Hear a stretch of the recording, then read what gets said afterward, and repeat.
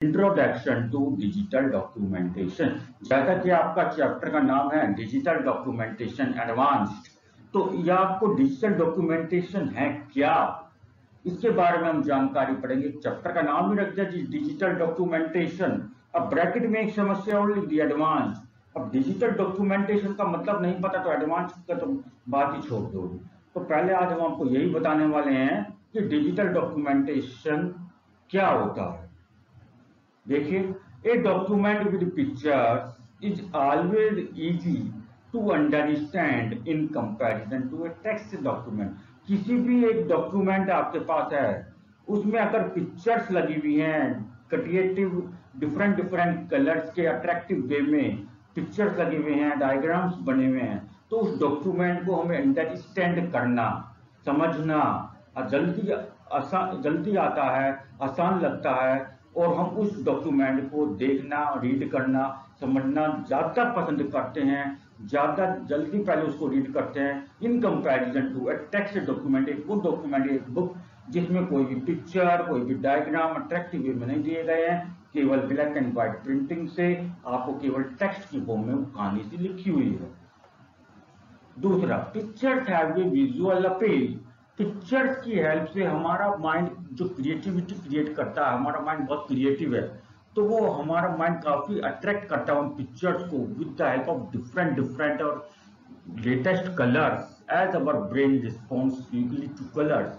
क्योंकि आप सभी जानते हैं कि हमारा ब्रेन जो है कलर्स को देख करके जल्दी रिस्पॉन्स करता है in comparison to any other form of information. किसी भी बाकी की अदर इंफॉर्मेशन को रिस्पॉन्स करने से पहले वो किसको रिस्पॉन्स ज्यादा करता है, तेजी से करता है, कलर्स को रिस्पॉन्स जल्दी से करता है।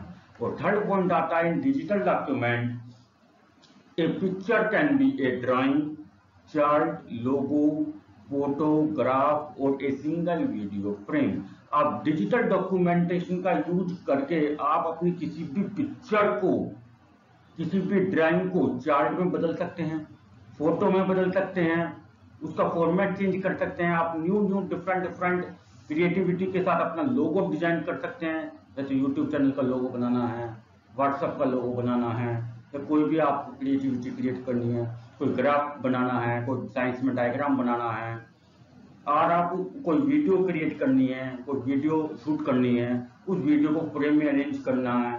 आज के समय हम इन सभी चीजों को करने में ज्यादा इंटरेस्ट लेते हैं। तो ये सब चीजें किसमें आती हैं, डिजिटल डॉक्यूमेंटेशन का पार्ट हैं। ये सब चीजें आप लाइबर ऑफिस राइटर का यूज करके डिजिटल डॉक्यूमेंटेशन कंसेप्ट के अकॉर्डिंग आप उसको वहां पे क्रिएट कर सकते हैं।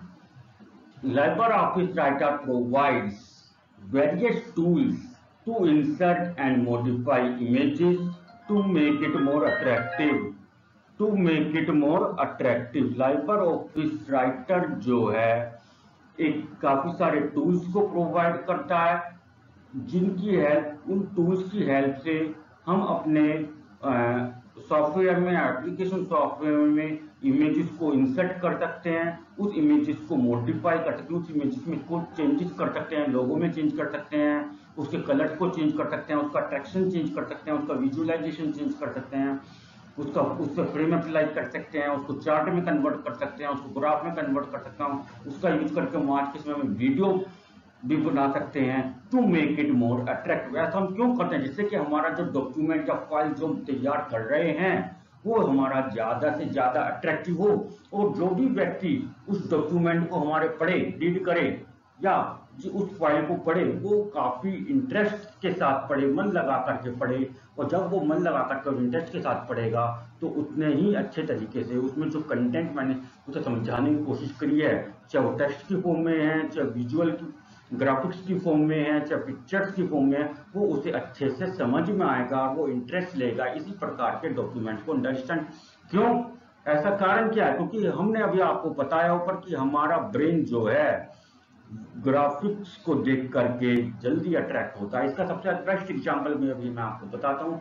जो छोटी क्लासेस के स्टूडेंट्स होते हैं, प्री प्राइमरी के, यानी कि प्री नर्सरी में जब स्टूडेंट एडमिशन लेता है तो उनको पहले क्या करा जाता है, स्टोरी सुनाई जाती है। तो आज के समय जो स्टोरीज बच्चों को सुनाई जा रही है वो एनिमेटेड मूवीज का यूज करके बच्चों को दिखाई जाती हैं, वीडियोस यूट्यूब पर, LCD स्क्रीन पर, प्रोजेक्टर पर, जिसकी हेल्प से बच्चे ज़्यादा इंटरेस्ट लेते हैं और उनको मेमोराइज कर पाते हैं, लर्न कर पाते हैं और एक्शंस को सीख पाते हैं। तो इसी तरीके से हम अपनी एज स्टैंडर्ड ग्रुप के अकॉर्डिंग अगर हमें कोई भी नॉलेज लेनी है तो हम टेक्स्ट फॉर्म की अंडरस्टैंड करने की बजाय, उसे रीड करने की बजाय ग्राफिक्स की फॉर्म में और वीडियोस की फॉर्म में, डिजाइन्स की फॉर्म में या स्लोगन्स की फॉर्म में रीड करना या अंडरस्टैंड करना ज़्यादा पसंद करते हैं, क्यों? क्योंकि उससे हमारे माइंड में कंसेप्ट क्लियर हो जाते हैं। क्योंकि हमें जो टेक्स्ट होता है वो ज़्यादा लॉन्ग टेक्स्ट पढ़ना होता है, तो लॉन्ग टेक्स्ट हम पढ़ते हैं, तो लॉन्ग टेक्स्ट को पढ़ने के बाद अंडरस्टैंड करने का एक छोटा सा कंसेप्ट हमें क्लियर हो पाता है, वो टाइम कंज्यूमिंग प्रोसेस होता है। तो इसी वजह से इन सब चीज़ों की पॉपुलैरिटी को, मार्केट के डिमांड को देखते हुए गवर्नमेंट ने और CBSE बोर्ड ने, NCERT डिपार्टमेंट ने मिल करके आप लोगों का जो information technology IT class 10th का जो सिलेबस डिजाइन करा है NCERT में, इन सब चीज़ों को शामिल करा, क्योंकि ये सब चीज़ें टेक्नोलॉजीज जो हैं आज के समय में हम लोगों के लिए यूजफुल हो चुके हैं और हम अपनी लाइफ का डेली रूटीन का 60% या 70% से भी ज़्यादा टाइम इन चीज़ों पर व्यतीत कर रहे हैं। तो उम्मीद करता हूँ स्टूडेंट्स कि आपको मेरी वीडियो, जिसका टॉपिक है स्टाइल्स एंड इट्स कैटेगरीज। तो सबसे पहले हम बात करेंगे इंट्रोडक्शन टू स्टाइल्स। स्टाइल्स होता क्या है? What are styles? स्टाइल्स कहते किसे हैं? A style is a collection of all formatting information which you want to save and then apply on the document. Style जो है सभी फॉर्मेटिंग इंफॉर्मेशन का कलेक्शन है।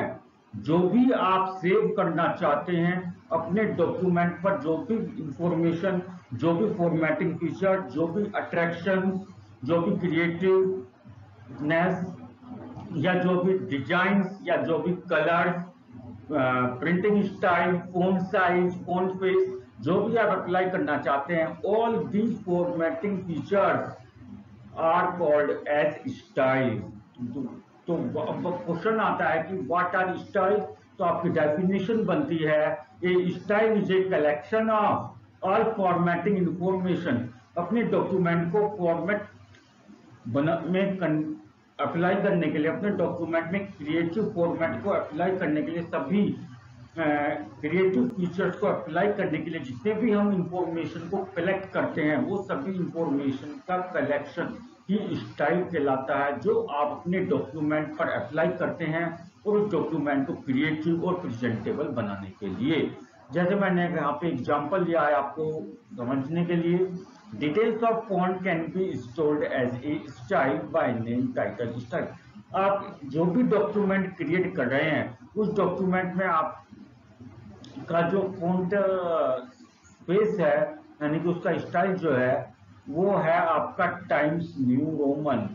टाइम्स न्यू रोमन बहुत सारे वहाँ पे फॉन्ट फेस या फॉन्ट स्टाइल्स होते हैं, और उसका जो मैंने फॉन्ट साइज लिया है वो 18 लिया है। वेट यानी कि बोल्ड, इटैलिक और अंडरलाइन, यानी कि आप जो भी टाइपिंग कर रहे हैं अपना कंटेंट अपने डॉक्यूमेंट को क्रिएट करने के लिए, उसमें जो आपके वर्ड्स हैं वो किस फॉर्म में टाइप्ड होंगे, बोल्ड में होंगे, इटैलिक में होंगे या अंडरलाइंड कैरेक्टर्स के साथ होंगे।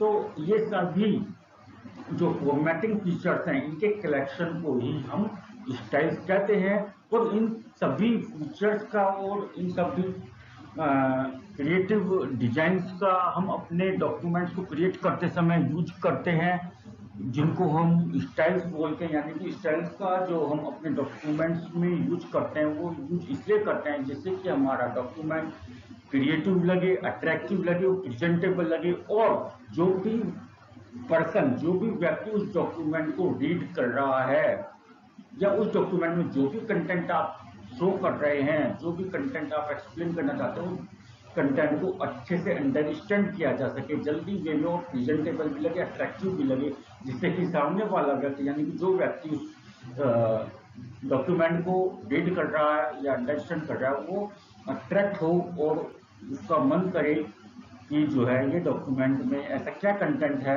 कैसा क्या मटेरियल है जो इतना क्रिएटिव मुझे लग रहा है। उसके बाद आपका अलाइनमेंट आता है, यानी कि margin of the side, left margin, right margin, centre and justify. तो लेफ्ट यानी कि आप लेफ्ट अलाइनमेंट क्या होता है, आप अपने पेज पे जो टाइप करते हैं वो लेफ्ट साइड में से इक्वल होता है, इस तरीके से, ठीक है। लेफ्ट साइड से केवल आपका इक्वल होता है। राइट साइड में क्या होता है, राइट अलाइनमेंट में राइट साइड में आपका इस तरीके से बिल्कुल आपकी सभी लाइंस एक जैसे होती हैं। और सेंटर में क्या होता है, सभी लाइंस बीच में आती है, यानी कि इस तरीके से आपका जो डॉक्यूमेंट है वो रिपेयर किया जाता है। और जस्टिफाई में क्या होता है, सभी लाइंस लेफ्ट साइड और राइट साइड दोनों साइड से आपकी बराबर होती हैं, इक्वल होती है, इक्वल मार्जिन के साथ होती हैं, इक्वल स्पेसेस के साथ होती हैं। और इसका आपका जो बेस्ट एग्जांपल है वो है आपकी बुक। जो भी आप बुक पढ़ते हैं, आप किसी भी सब्जेक्ट की किसी भी क्लास की अपनी बुक ओपन करिए, उसमें किसी भी पेज को आप ओपन करिए तो आप देखेंगे आपका लेफ्ट साइड का जो अलाइनमेंट है या राइट साइड का जो अलाइनमेंट है वो सारा इक्वल है, यानी कि सभी लाइन जो है एक साइड से एक ही इक्वल स्पेसेस के साथ और इक्वल मार्जिन के साथ वहाँ पे प्रिंटेड हैं on both the sides of the page, left side and the right side. This type of alignment is named as justify alignment. क्या नेम होता है इस अलाइनमेंट का, इसका नाम होता है जस्टिफाई अलाइनमेंट। ये रहा आपका जस्टिफाई, JUSTIFY, जस्टिफाई अलाइनमेंट। ये आपको जो मैंने बताया था ये जस्टिफाई अलाइनमेंट था, ठीक है। ये आपका लेफ्ट अलाइनमेंट है, ये राइट अलाइनमेंट है और ये आपका सेंटर अलाइनमेंट है, ठीक है। तो we can use these styles to the whole document और पार्ट ऑफ द डॉक्यूमेंट। आपने जो भी ये स्टाइल्स आपने पढ़ा कि स्टाइल्स क्या होती है, इन सभी स्टाइल को अपने पूरे डॉक्यूमेंट को क्रिएट करते समय पूरे डॉक्यूमेंट में भी अप्लाई कर सकते हैं। यानी कि जो भी आप डॉक्यूमेंट क्रिएट कर रहे हैं उस डॉक्यूमेंट में आपके एक से ज़्यादा पेजेस हैं, तो उस स्टाइल को आप पूरे डॉक्यूमेंट पर यानी कि सभी पेजेस पर भी अप्लाई कर सकते हैं। और आप चाहते हैं कि पूरे डॉक्यूमेंट में वो स्टाइल अप्लाई ना हो, केवल एक ही पेज पर अप्लाई हो या एक ही पैराग्राफ पर अप्लाई हो, तो इस तरीके की फैसिलिटीज भी आपको प्रोवाइड करी जाती है अपने डॉक्यूमेंट को क्रिएट करते समय। तो to change the style of a document you need to update the title style and apply in the document. अगर आप अपने डॉक्यूमेंट में कहीं भी किसी भी पोजीशन से अपने स्टाइल को चेंज करना चाहते हैं तो आपको क्या करना होगा, ये सभी चीजें जो मैंने आपको ऊपर एक्सप्लेन करी है और फॉर्मेटिंग फीचर जैसे कि फॉन्ट साइज, फॉन्ट नेम या फॉन्ट फेस, वेज अलाइनमेंट, यानी कि जो स्टाइल्स का फॉर्मेटिंग फीचर्स हैं, collection of the all the formatting information, इन सभी को आपको अपडेट करना पड़ेगा। और अपडेट करने के बाद आपको अप्लाई पे क्लिक करना होगा, तो वहाँ जिस पोजीशन पे अभी आपका माउस कर्सर है उस पोजीशन से जब तक आप अगले अपडेशन तक आपका जो भी डॉक्यूमेंट आप क्रिएट करेंगे या जो भी डॉक्यूमेंट इसी प्रेजेंट डॉक्यूमेंट में भी और जो आपका करंट डॉक्यूमेंट है उसमें भी और आगे भी जितने भी डॉक्यूमेंट आप हर टाइम क्रिएट करेंगे उस डॉक्यूमेंट में आपका यही स्टाइल चलेगा। यदि आप कोई भी डॉक्यूमेंट को क्रिएट करते समय अपना कोई भी स्टाइल अपडेट नहीं करते हैं तो लाइबर ऑफिस राइटर के द्वारा, लाइबर ऑफिस राइटर जो सॉफ्टवेयर उसके द्वारा एक डिफॉल्ट स्टाइल सेव किया जाता है, उस स्टाइल को वो अप्लाई करता है डॉक्यूमेंट को क्रिएट करते समय वो सभी यूजर्स के लिए। तो अगर आप उसको पसंद नहीं करते हैं, अगर आप उसको चेंज करना चाहते हैं तो आप इस तरीके से मैंने आपको बताया आप वहाँ पे उसे चेंज कर सकते हैं। तो to change the format of the complete document, change the style and apply to. इसी तरीके से आप कोई भी स्टाइल क्रिएट कर सकते हैं, अपडेट कर सकते हैं according to this formatting updation of information, and you can apply those style on the complete document, on the part of the document or a page of the document or the paragraph of the document, as well as the character or alphabet of a document। आप अपने document के complete सभी pages पर apply कर सकते हैं, एक single page पर अप्लाई कर सकते हैं, किसी सिंगल पेज के सिंगल पैराग्राफ पर अप्लाई कर सकते हैं, पैराग्राफ में से भी एक सिंगल वर्ड पर या कुछ कैरेक्टर पर यानी कुछ अल्फाबेट्स पर भी आप अपने स्टाइल को अप्लाई कर सकते हैं।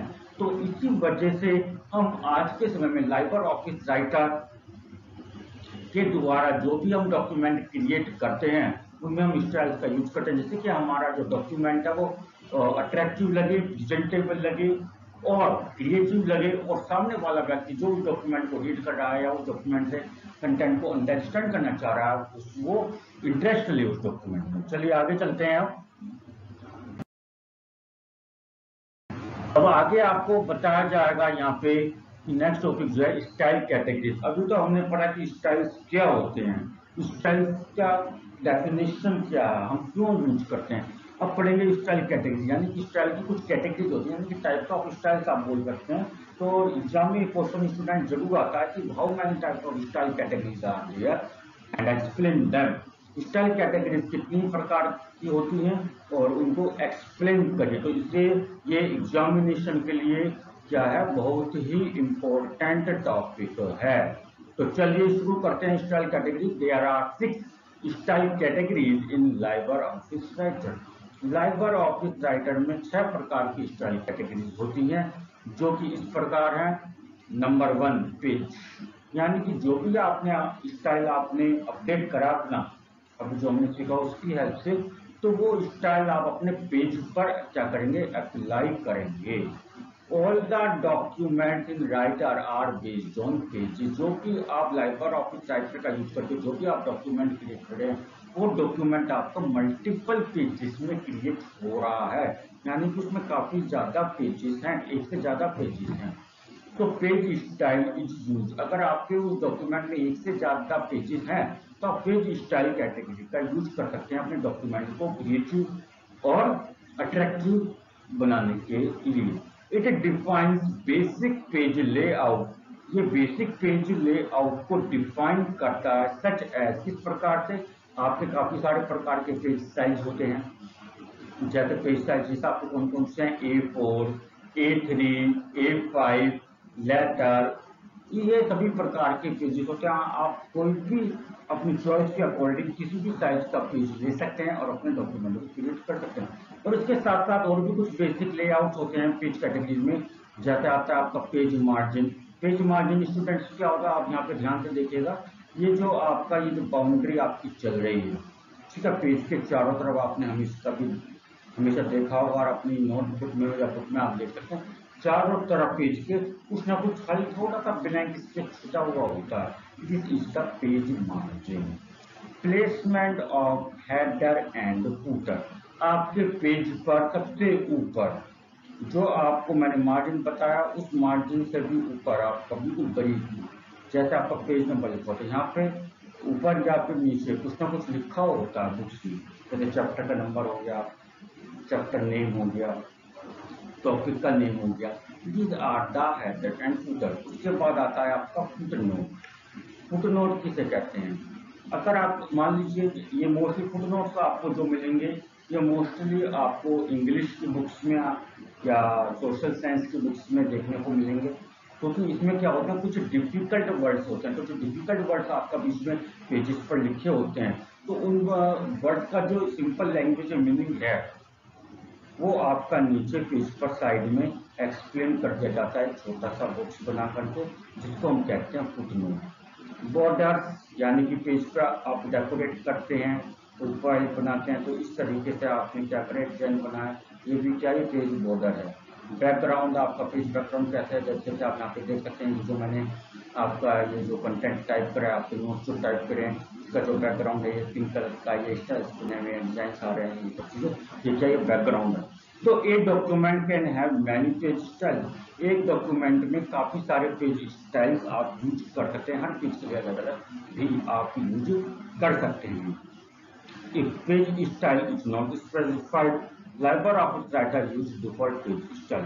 यदि आप अपने डॉक्यूमेंट को क्रिएट करने के लिए LibreOffice Writer में पेज स्टाइल का यूज नहीं करते हैं, तो वही चीज़ है, LibreOffice Writer ने पेज स्टाइल के लिए पेज स्टाइल कैटेगरी में एक डिफॉल्ट पेज स्टाइल क्रिएट कर रखा है अपनी लाइब्रेरी में। उसको जब आप डॉक्यूमेंट को क्रिएट करते हैं मल्टीपल पेजेस में, या आपके डॉक्यूमेंट में एक से ज़्यादा पेजेस होते हैं, तो वो उस डिफॉल्ट पेज स्टाइल का यूज करता है।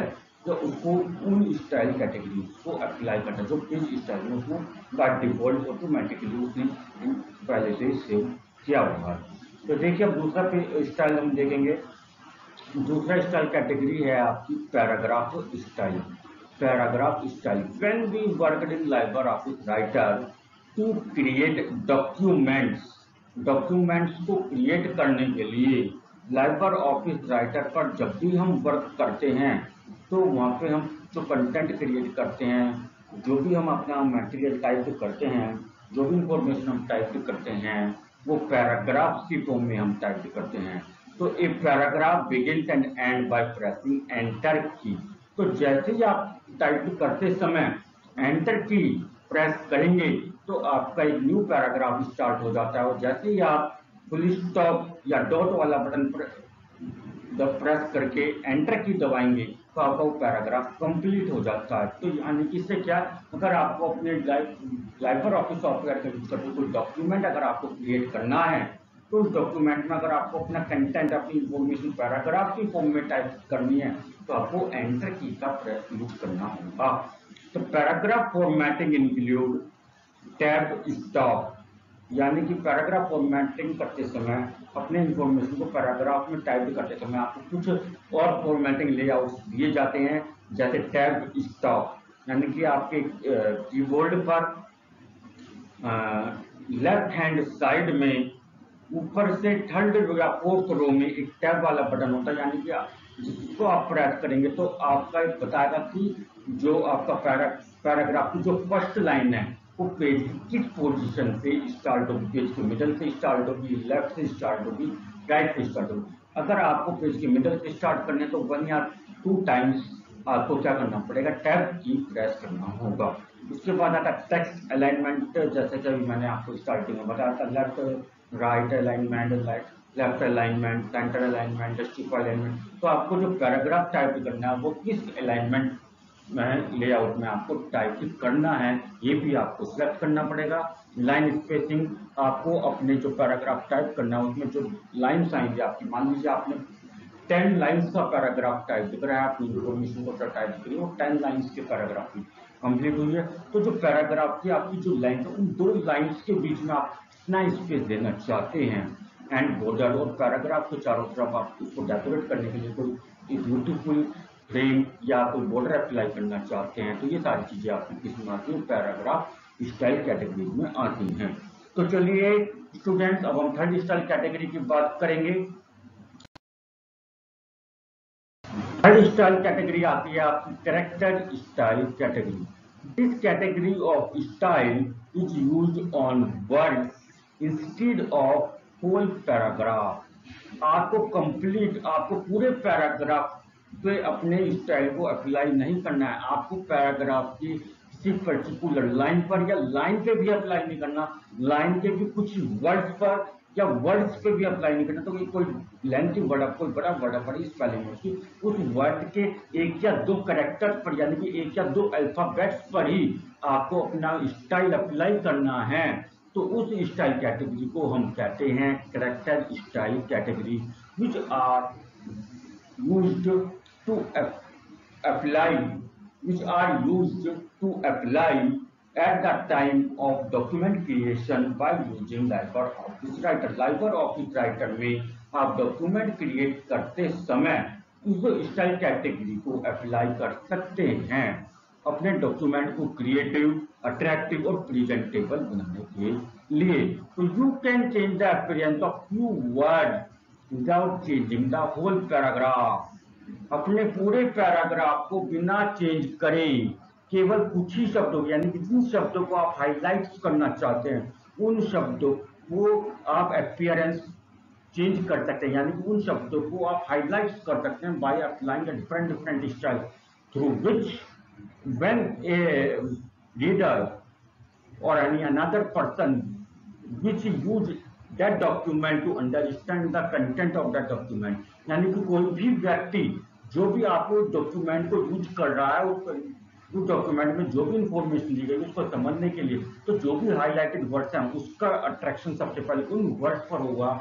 तो यानी कि वो इंपॉर्टेंट वर्ड्स हैं, की वर्ड्स हैं, तो उसके अकॉर्डिंग वो समझ जाएगा कि हाँ ये इंपॉर्टेंट वर्ड्स हैं। तो अब अगर वैसे वर्ड टू वर्ड पढ़ेगा तो उसे समझ नहीं आ पाएगा कि कौन से वर्ड्स आपके इंपॉर्टेंट हैं या आप क्या उन वर्ड्स के बारे में आप बताना चाह रहे हैं। तो इस तरीके से आप अपने जो इंपॉर्टेंट वर्ड्स होते हैं जिनको आप हाईलाइट का यूज करते हैं तो उन पे आप क्या करते हैं, स्टाइल करेक्टर स्टाइल कैटेगरी का यूज करके आप उनको हाईलाइट कर सकते हैं अपने डॉक्यूमेंट को क्रिएटिव और प्रेजेंटेबल बनाने के लिए। It allowed to change the text colour. इसमें आप क्या क्या कर सकते हैं, अपने टेक्स्ट का कलर चेंज कर सकते हैं, उनका कलर चेंज कर सकते हैं, उनका साइज चेंज कर सकते हैं और उनको हाईलाइट यानी कि उनका बैकग्राउंड कलर भी आप चेंज कर सकते हैं। अगर आप जैसे मान लीजिए डॉक्यूमेंट आप क्रिएट कर रहे हैं, जैसे मैंने आपके लिए यहाँ पे नोट्स टाइप करे हैं, तो आप देख सकते हैं कि जो बैकग्राउंड है ये जो है व्हाइट मैंने लिया है। तो अगर आप मान लीजिए इस वर्ड का बैकग्राउंड चेंज करना चाहते हैं तो ये व्हाइट की जगह आप कुछ और कर सकते हैं।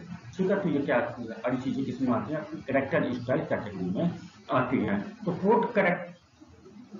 फोर्थ स्टाइल कैटेगरी की अब हम बात करेंगे जिसका नाम है फ्रेम स्टाइल कैटेगरी। एक document which can be organised in various section.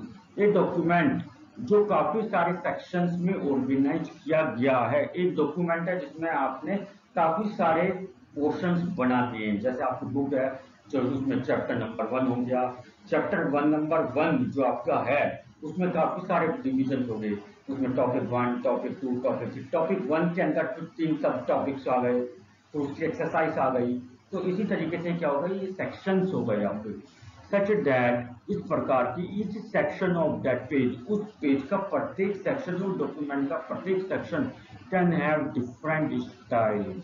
उस डॉक्यूमेंट का प्रत्येक सेक्शन या आप किसी पर्टिकुलर पेज को भी सेक्शंस में डिवाइड कर रहे हैं तो हर एक सेक्शन आपका अलग अलग स्टाइल्स में अपीयर हो सकता है। तो इस चीज को हम बोलते हैं frame style category. Frames are like, अब बात आती है कि फ्रेम्स क्या होते हैं। Frames are like container which can hold text, graphics and list. Frames क्या होते हैं, कंटेनर्स होते हैं, यानी कि जिनके अंदर कुछ ना कुछ इंफॉर्मेशन को चाहे टेक्स्ट की फॉर्म में हो, चाहे ग्राफिक्स की फॉर्म में हो, चाहे इमेज की फॉर्म में हो, चाहे ऑडियो चाहे वीडियो की फॉर्म में हो, उनको कंटेन करते हैं किसी ना किसी प्रकार की इंफॉर्मेशन। और आपको वो इंफॉर्मेशन लिस्ट की फॉर्म में भी हो सकते हैं by attractive on the surroundings of that frame. उस फ्रेम के चारों तरफ आपकी अट्रैक्शन होगा, यानी कि वो बॉर्डर होगा, बाउंड्री होगी, कलरफुल अट्रैक्शन होगा, वो थोड़ा ब्यूटीफुल और क्रिएटिव एंड प्रेजेंटेबल आपको वो डॉक्यूमेंट लगता है, जिससे हम अट्रैक्टिव होते हैं वो डॉक्यूमेंट के बारे में इंफॉर्मेशन को जानने के लिए।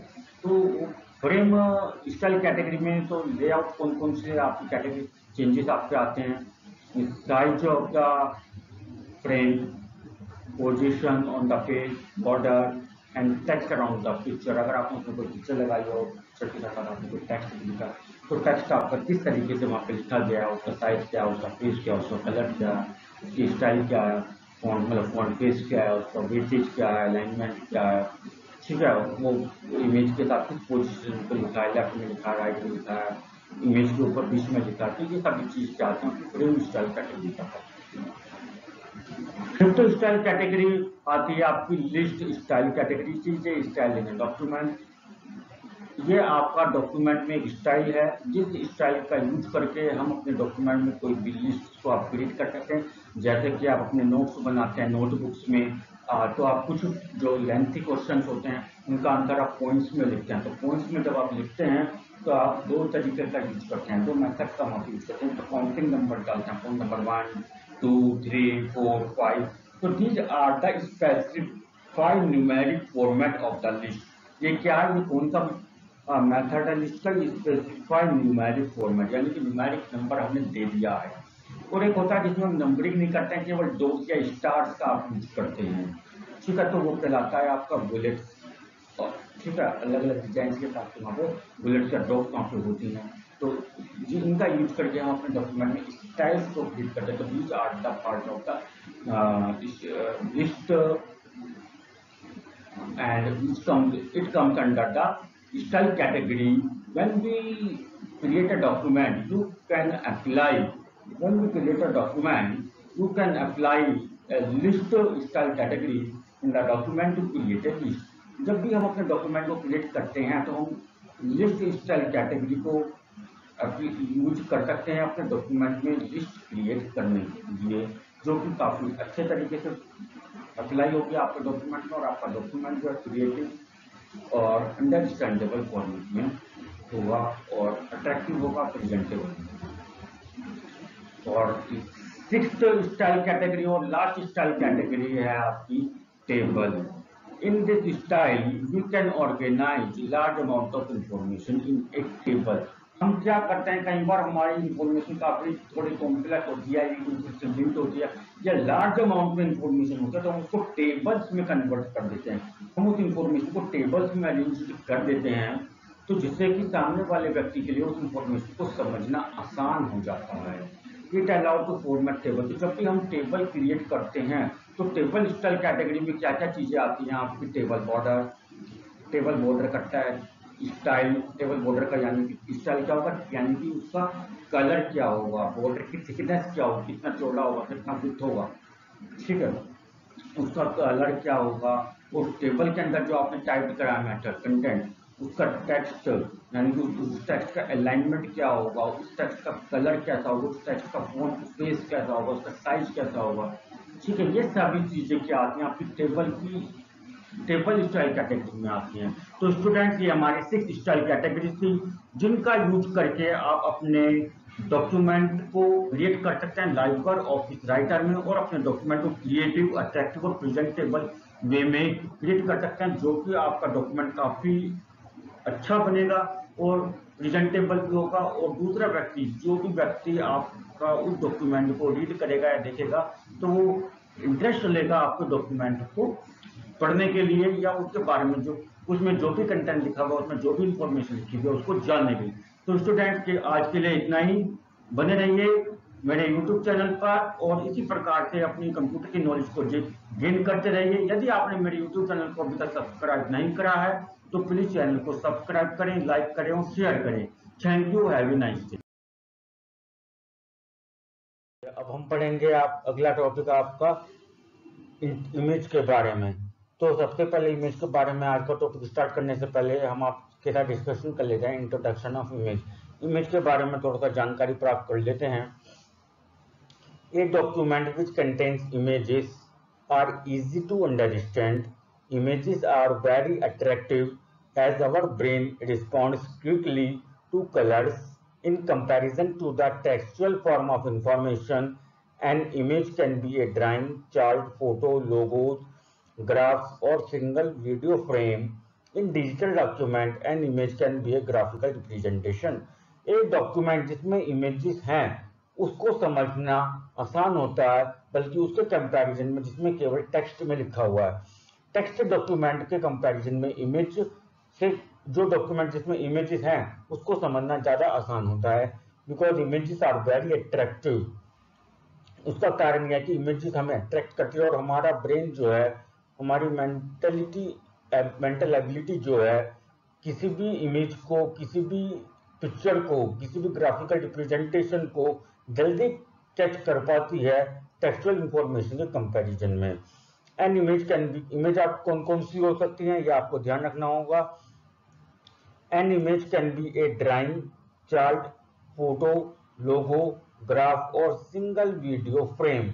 इमेज में आपकी ड्राइंग आ सकती है, कोई भी चार्ट आ सकता है जो भी आप ड्रॉ करते हैं, फोटोज आ सकती हैं, किसी भी चीज का आप लोगो बनाते हैं, जैसे मैंने यहाँ पे अपने इंस्टीट्यूट का एक लोगो बना रखा है, तो this is a type of an image.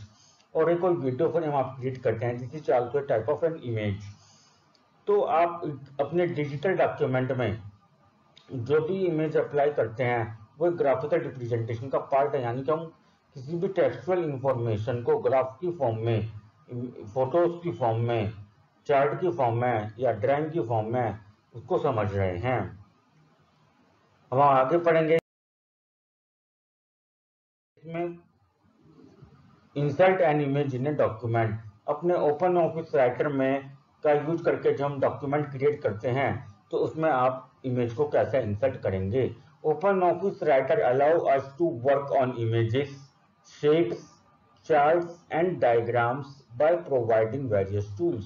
OpenOffice Writer आपको प्रोवाइड करता है कि आप अपने डॉक्यूमेंट को क्रिएट करते समय इमेज कि कोई भी पर्टिकुलर मैथमेटिकल बेसिक शेप्स, कोई भी चार्ट या कोई भी डायग्राम आप इंसर्ट कर सकते हैं और इनको इंसर्ट करने के लिए काफी सारे टूल्स आपको प्रोवाइड करे गए हैं।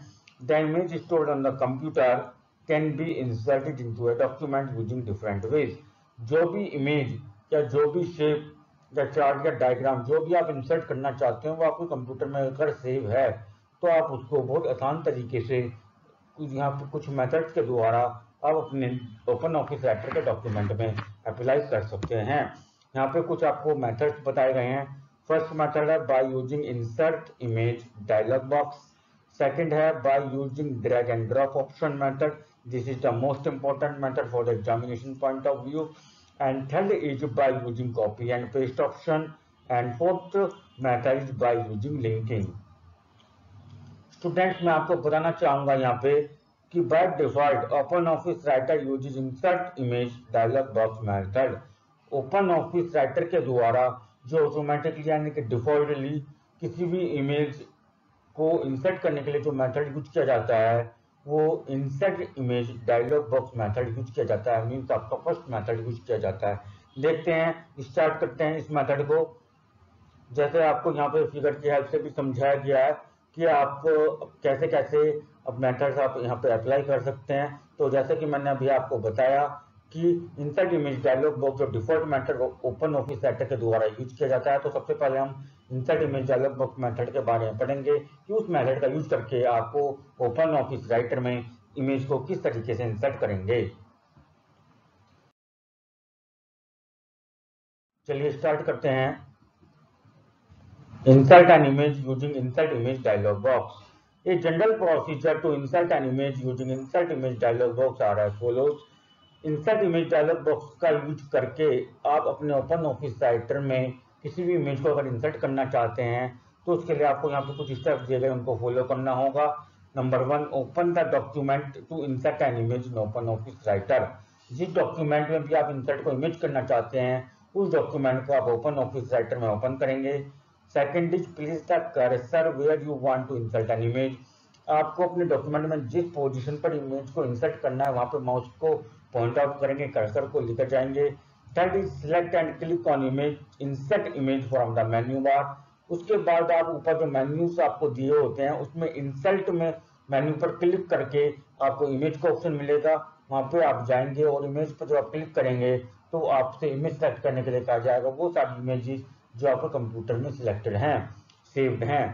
An insert image dialog box will open which will allow to select the image to be inserted. अब आपका एक insert image dialog box open होगा जिसमें से काफी सारी इमेजेस आपको जो कंप्यूटर में प्रीवियसली पहले से सेव्ड हैं वो आपकी ओपन हो जाएंगी और वहां से जो भी आपका इमेज पसंद आए, जो भी आप इंसर्ट करना चाहते हैं उसको आप सिलेक्ट करेंगे। And fifth select the file and click on open button to insert an image in a document. और उसके बाद आप इमेज को इंसर्ट करने के लिए फाइल को सिलेक्ट करेंगे और ओपन बटन पर क्लिक करने के बाद आप अपने डॉक्यूमेंट में इमेज को इंसर्ट कर देंगे। तो ये मेथड हमारा अपने OpenOffice राइटर में इमेज को इंसर्ट करने के लिए by using insert image dialog box method. This is the default method which is used by the OpenOffice writer to insert an image. Second method हम पढ़ेंगे insert image by using drag and drop option. Drag and drop method के द्वारा OpenOffice Writer में image को कैसे insert करा जा सकता है। Another option to insert image in the document is by using drag and drop option. Drag and drop option के द्वारा अपने डॉक्यूमेंट में आप इमेजेस को इंसर्ट कर सकते हैं। The standard procedure is just drag the image, यानी कि इमेज को ड्रैग करना है, यानी कि पुल करना है, खींचना है with the help of mouse from its source यानी कि जहां जिस फोल्डर में वो सेव्ड है, and drop it at the desired position in the document. और अपने डॉक्यूमेंट में माउस के कर्सर को ले जा करके उसको पुश कर देंगे, यानी कि माउस बटन को रिलीज कर देंगे। That is known as the drop. In this method, we need to open two windows on the screen at a time. One window is that in which image is saved, and second window is that in which document we want to insert an image. First window आपकी वो होगी जिसमें आपकी image saved है, और second window वो होगी जिस डॉक्यूमेंट में या जिस पोजीशन पर आप अपनी इमेज को इंसर्ट करवाना चाहते हैं। तो मैं क्या करूंगा, फर्स्ट विंडो से इमेज को सिलेक्ट करने के बाद उसको माउस के लेफ्ट क्लिक बटन से पुल आउट करूंगा, जिसको हम ड्रैग बोलते हैं, और अपने सेकंड विंडो में यानी कि डॉक्यूमेंट में ले जाकर जिस पोजीशन में मुझे उसको इंसर्ट करना है वहां पे माउस कर्सर को ले जाकर लेफ्ट बटन को साथ रिलीज कर दूंगा और इमेज वहां पे इंसर्ट हो जाएगी। This is known as drop method. तो the combination of both this command known as drag and drop method. यहाँ पे कुछ आपको स्टेप्स भी बताए गए हैं ओपन ऑफिस राइटर में यूज करने के लिए। फर्स्ट है open the document to insert an image in open office writer. सबसे पहले आप ओपन ऑफिस राइटर में इंसर्ट को इमेज करने के लिए किसी भी इमेज को इंसर्ट करने के लिए ओपन ऑफिस राइटर में डॉक्यूमेंट को ओपन करेंगे। सेकंड है open a file browser window. आप शॉर्टकट कमांड का यूज कर सकते हैं विंडो की प्लस ई। आप शॉर्टकट कमांड का यूज करके फाइल ब्राउजर विंडो को ओपन करेंगे and select the image to be inserted, और वहां से आपकी एक फाइल ओपन होगी जिसमें आपकी काफी सारी इमेजेस होंगी, वहां से आप इमेज को सिलेक्ट करेंगे। Third is drag the image into the document, और उस डॉक्यूमेंट से वहां से जो भी आपने इमेज को सिलेक्ट करना चाहते हैं उस इमेज को ड्रैग करेंगे। And fourth is drop it where you want it to appear in the document, और डॉक्यूमेंट में माउस कर्सर को ले जाकर के जिस पोजीशन पे भी आप अपने इमेज को इंसर्ट करना चाहते हैं वहां पे उसको ड्रॉप कर देंगे by releasing the left key of the mouse. तो this is the procedure to insert an image by using drag and drop option method in open office Writer. आगे पढ़ेंगे हम रीसाइज एन इमेज। यदि आप अपने document में image को resize करना चाहते हैं यानी कि उसके साइज को छोटा या बड़ा करना चाहते हैं। Sometimes you want to resize the image at the desired position in a document. कई बार ऐसा होता है कि आप अपने डॉक्यूमेंट में इमेज को इंसर्ट करने के बाद जिस पोजीशन पे आपने इमेज को इंसर्ट करा है उस पोजीशन पे आप इमेज के साइज को चेंज करना चाहते हैं। Resizing is the process of reducing और enlarging the size of image। Resizing एक वो प्रोसेस है जिसमें हम किसी भी इमेज के साइज को रिड्यूस करते हैं या तो कम करते हैं या इनलार्ज कर देते हैं, बड़ा कर देते हैं। It can be done by using various ways. इनको काफी तरीके से किया जा सकता है। यहाँ पे कुछ स्टेप्स आपको बताए गए हैं जिसमें इनका फॉलो करते हुए आप इसका अपने ओपन ऑफिस राइटर में अपने डॉक्यूमेंट में किसी भी इमेज को रिसाइजिंग कर सकते हैं। फर्स्ट है click on image inserted in the previous activity. जो आपने अपने डॉक्यूमेंट में इमेज इंसर्ट करी थी अपने डॉक्यूमेंट में उस पर पहले आप क्लिक करें। Observe that there are 8 sizing handle surrounded the image. जब आप इमेज पर क्लिक करेंगे तो आप देखेंगे आपकी जो इमेज के चारों तरफ बॉर्डर्स के रूप में, जिसको हम यहाँ पे साइजिंग बोलते हैं, बॉर्डर्स के रूप में कैप्स क्रिएट हो जाएंगे। जो 8 कैप्स वहां पर आपको दिखाई देंगे, चारों बॉर्डर्स पे होंगे और ये चारों उनके मिड्स में होंगे। And position the pointer over one of the sizing handle. किसी भी एक साइजिंग हैंडल को आप माउस पॉइंटिंग डिवाइस से पोजीशन में लेकर आएंगे। The pointer changes the shape indicating the direction of the resize. और वो पॉइंटर जो है या साइजिंग हैंडल जो है जिस डायरेक्शन में अपने पॉइंटर को ड्रैग एंड ड्रॉप करेंगे या मूव करेंगे उसी डायरेक्शन में आपकी इमेज का साइज चेंज हो जाएगा और इमेज की शेप भी चेंज हो सकती है। And third is click and drag to resize the image. उसके बाद आप अपने इमेज को ड्रैग करेंगे, पुल करेंगे, पुश करेंगे and by using left click button on the mouse के लेफ्ट क्लिक बटन का यूज करके क्या करेंगे, पुल एंड पुश करेंगे। Fourth, release the mouse button when satisfied with the new size. जब आप अपनी इमेज के साइज से न्यू साइज आप क्रिएट करना चाहते हैं, स्मॉल या लार्ज जो भी आप करना चाहते हैं, उसकी व्यू साइज से आप सेटिस्फाई हो जाएं तो आप माउस के बटन को रिलीज कर देंगे and observe the size of the image is reduced. और ध्यान देंगे कि आपकी जो साइज है इमेज का वो रिड्यूस या इनलार्ज हो गया है जैसा कि आप करना चाहते थे। देन सपोज दैट जो आपको यहाँ पे इमेज मैंने दिखाई है फ्लावर की, इसको आप क्या करना चाहते हैं, रिड्यूस करना चाहते हैं, तो आप क्या करेंगे, इसके लिए आप इस इमेज पर पहले क्लिक करेंगे। तो जब आप क्लिक करेंगे तो यहाँ पे 8 कैप्स आपको दिखाई देंगे, चारों बॉर्डर्स पर दिखाई देंगे और एक एक उनके मिड में दिखाई देगा। तो आप क्या करेंगे, माउस की हेल्प से किसी भी एक साइजिंग हैंडल को लेकर के उसको रिड्यूस करेंगे या पुल आउट करेंगे। अगर हमें रिड्यूस करना है तो डाउनवर्ड में पुल करेंगे, अगर हमें इंलार्ज करना है तो उसको पुल करेंगे वो अबव की तरफ, यानी कि अबव डायरेक्शन में, अप टूवर्ड डायरेक्शन में, अपवर्ड डायरेक्शन में। और जब तक करेंगे जब तक हमारी इमेज का साइज जो है हमारी रिक्वायरमेंट के अकॉर्डिंग हमें ऑब्जर्व नहीं होता है, और उसके बाद माउस के बटन को रिलीज कर देंगे। This is the complete process to resize an image after insert an image in the document by using OpenOffice Writer। चलिए आगे पढ़ते हैं हम डिलीट एन इमेज। यदि आप अपने डॉक्यूमेंट में इमेज को इंसर्ट करने के बाद अपने डॉक्यूमेंट से इमेज को डिलीट करना चाहते हैं तो आप कैसे करेंगे। बहुत सिंपल तरीका है। It is possible to delete an image from the document just like we delete the text.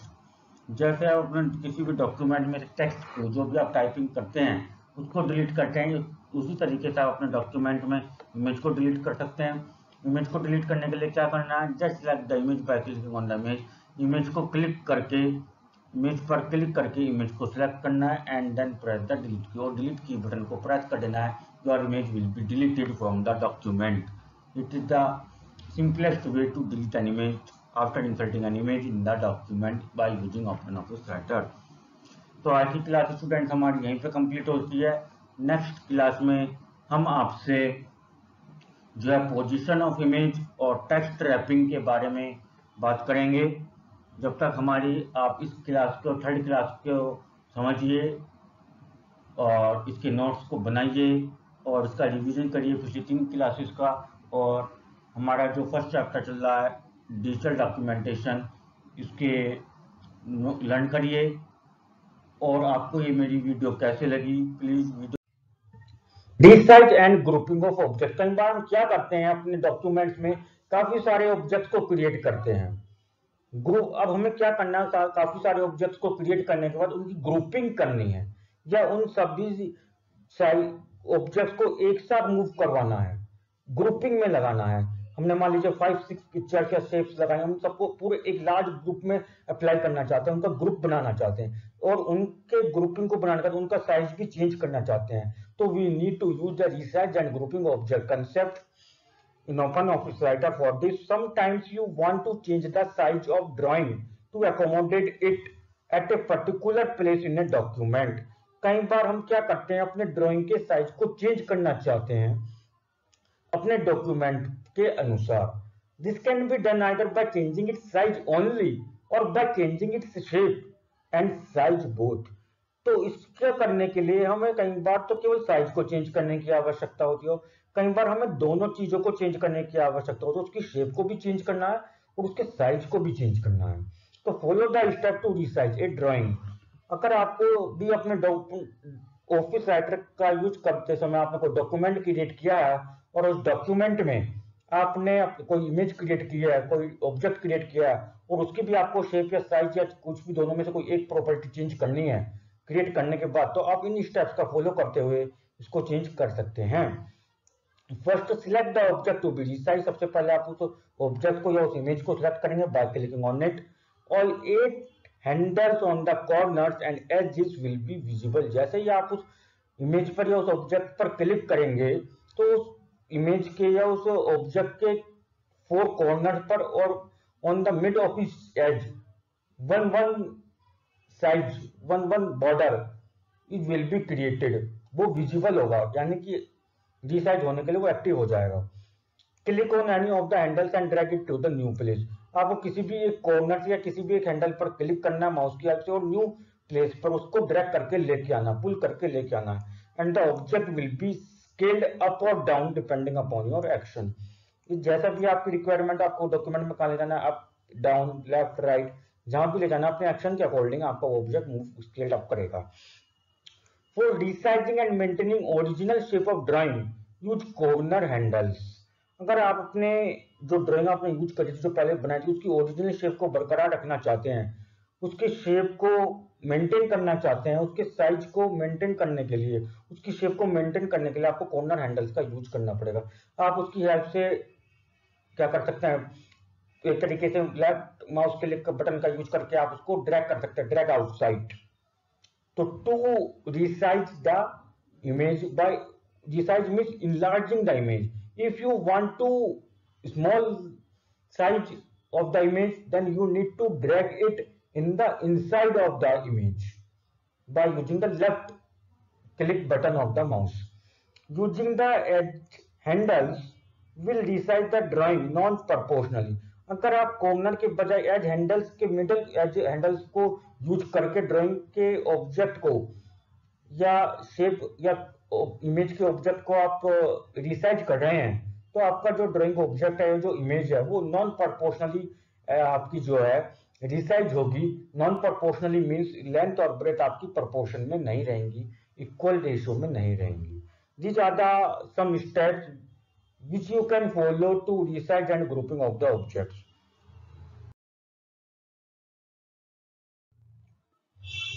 आगे आता है आपका ग्रुपिंग ड्राइंग ऑब्जेक्ट। अगर आपको अपने ओपन ऑफिस राइटर में डॉक्यूमेंट क्रिएट करते समय ऑब्जेक्ट्स को, जो भी आपने क्रिएट किए हैं ड्राइंग ऑब्जेक्ट, उनको ग्रुपिंग में कन्वर्ट करना है, तो open office writer allows grouping various different shapes to behave as a single entity without affecting their size and position. आपके ओपन ऑफिस राइटर में आपने अपने काफी सारी शेप्स को क्रिएट किया है। काफी सारी शेप्स को क्रिएट करने के बाद आपकी वो सभी शेप्स एक साथ कैसे बिहेव करेंगी, आपकी वो सभी शेप्स एक पर्टिकुलर इमेज के रूप में काम करें, सिंगल एंटिटी के रूप में काम करें। आपके डॉक्यूमेंट में उन सभी शेप्स को किसी भी एक शेप को चेंज करने पर, किसी भी एक शेप की पोजीशन को चेंज करने पर कोई इफेक्ट ना पड़े, कोई प्रभाव ना पड़े, उसकी पोजीशन पर कोई प्रभाव ना, डॉक्यूमेंट में कोई ज्यादा एडिटिंग ना करनी पड़े, इस चीज के लिए आपको क्या करना है, वंस ग्रुप, इन सब चीजों के लिए एक सॉल्यूशन है। हमें उन सभी शेप्स को, उन सभी ड्राइंग ऑब्जेक्ट्स को ग्रुपिंग करनी है। Once group, all shapes belonging to that group become its members and change applied on one member works on all. हम क्या करेंगे, उन सभी ऑब्जेक्ट्स को ग्रुपिंग करके एक ग्रुप बना देंगे, और वो सभी इमेजेस जो है उस ग्रुप के एक मेंबर के रूप में वर्क करेंगी। और जब हम उस ग्रुप में किसी भी इमेज पर अगर कुछ भी चेंजेस करते हैं, तो वो ग्रुप के सभी मेंबर्स पर वो चेंजेस अप्लाई होते हैं। इसको आपको कैसे फॉलो करना है, इनके यहाँ पे कुछ स्टेप दिए गए हैं। फर्स्ट है select the object by clicking over it. आपको सबसे पहले जो आपने ग्रुपिंग इमेज करी है, उस ग्रुपिंग इमेज पर आपको क्लिक करना है। होल्ड द शिफ्ट की। ये मैं आपको वो स्टेप्स बता रहा हूँ जिन स्टेप्स का यूज करके आप अपने डिफरेंट शेप्स को ग्रुपिंग में कन्वर्ट करेंगे। तो आपको पहले क्या करना है, सबसे पहले एक इमेज को क्लिक करना है, एक इमेज को या एक ऑब्जेक्ट को सिलेक्ट करना है। उसके बाद होल्ड द शिफ्ट की को होल्ड करेंगे and keep on selecting all other objects by clicking on it to be included in the group. और आप जिन जिन ऑब्जेक्ट को, जिन जिन शेप्स को, जिन जिन इमेजेस को आप ग्रुप में ग्रुपिंग में करना चाहते हैं, ड्राइंग ऑब्जेक्ट्स के ग्रुप बनाना चाहते हैं, शिफ्ट की को होल्ड करते हुए सभी इमेजेस पर, सभी ऑब्जेक्ट्स पर, सभी शेप्स पर माउस की हेल्प से क्लिक करेंगे और उनको सिलेक्ट करेंगे। पर ध्यान रखें, आपको शिफ्ट बटन की को रिलीज नहीं करना है जब तक आपकी वो सभी सिलेक्ट ना हो जाए। Select A group tool from drawing object properties tool बार। उसके बाद आपको ऊपर मेन्यूज में से ड्राइंग ऑब्जेक्ट प्रॉपर्टीज टूल बार पर जाना है। उसके बाद this process will group the select drawing object. वहां पे आपको दो नेम मिलेंगे, ग्रुप मिलेगा। जब आप ग्रुप पे जाएंगे तो ग्रुप ऑब्जेक्ट्स का नाम आएगा, और ग्रुप ऑब्जेक्ट्स पर जाके आप क्लिक कर देंगे and because the selected images और ऑब्जेक्ट्स और shapes are converted into a single group or a single entity, and this process will group the selected drawing object। जितने भी आपने शेप्स या ऑब्जेक्ट्स या पिक्चर्स आपने सिलेक्ट करी थी, वो सभी पिक्चर्स जो हैं आपकी जो है इस प्रोसेस के द्वारा आपकी जो एक ग्रुप में, एक एंटिटी में कन्वर्ट हो जाएंगी।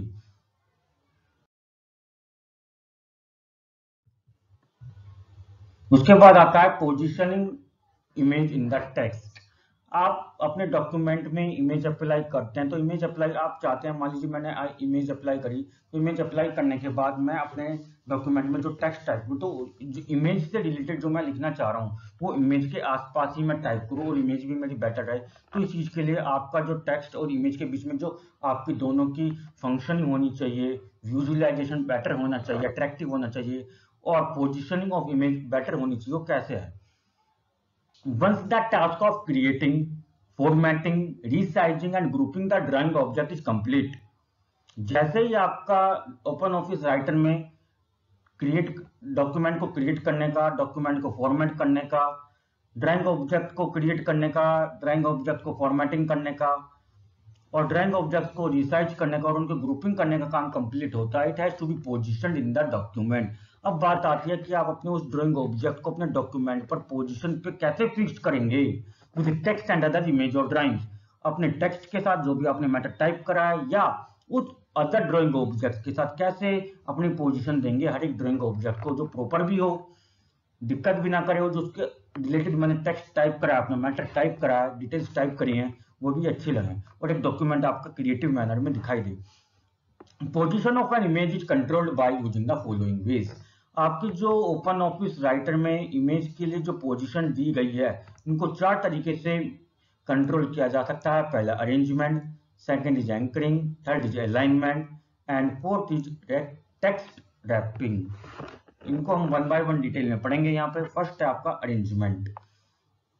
In the text positioning of the image, first method of the controlling of the image with the help of text in OpenOffice Writer, but on the creation of the document we can use the method arrangement. In this method, in overlapping objects, arrangement determines the position of current drawings with respect to other drawing. Overlapping objects के case में arrangement method जो है आपका open office writer में position की of current drawing, आपने जिस position पर अभी ड्राइंग अपनी क्रिएट कर रखी है और दूसरे ड्राइंग के रिस्पेक्ट में आपकी पोजीशन को डिटरमाइन करने के लिए अरेंजमेंट फंक्शन आपका हम यूज करते हैं।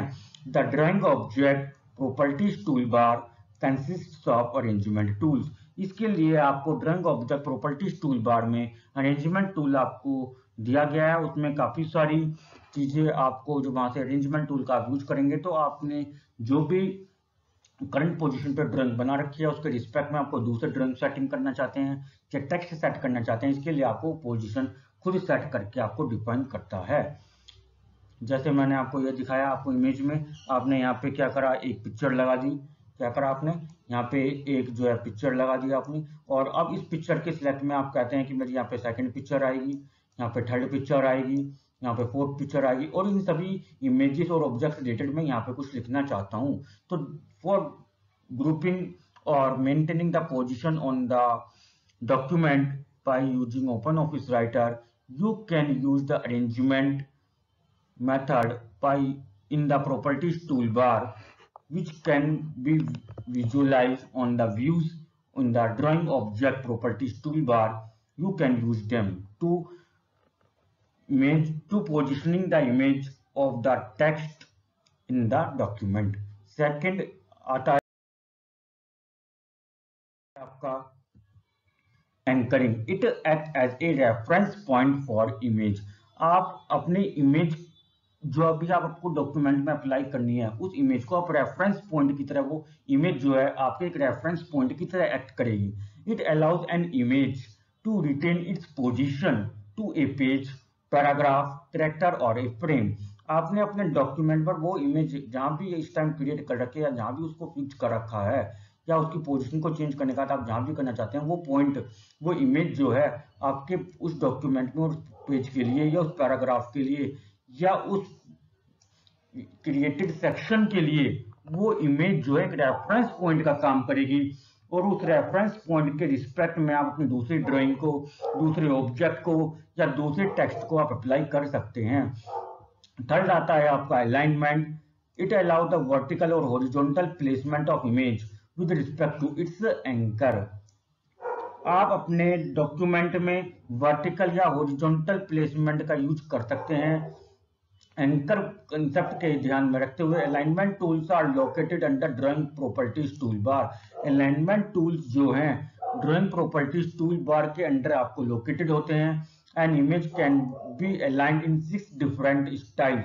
अलाइनमेंट प्रॉपर्टीज और अलाइनमेंट मेथड के अंदर आप अपने टेक्स्ट को अलाइन कर सकते हैं 6 स्टाइल्स में, जिसमें 3 हॉरिजॉन्टल स्टाइल्स हैं एंड 3 वर्टिकल स्टाइल्स हैं।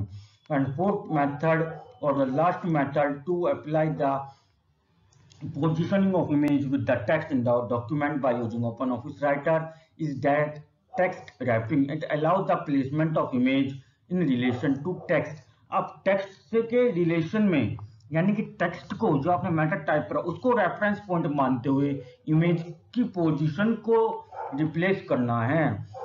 Text wrapping tools are available under drawing object properties tool bar. Text wrapping tool जो है drawing object properties tool bar के अंदर अवेलेबल होता है। देयर आर 6 चॉइसेस नेमली, और ये 6 टाइप्स के होते हैं, namely wrap off, page wrap, optimal page wrap, wrap left, wrap right and wrap through. इनका मीनिंग आपको ज्यादा डिफिकल्ट वैसे एग्जाम में प्रॉपरली पूछा नहीं जाता है।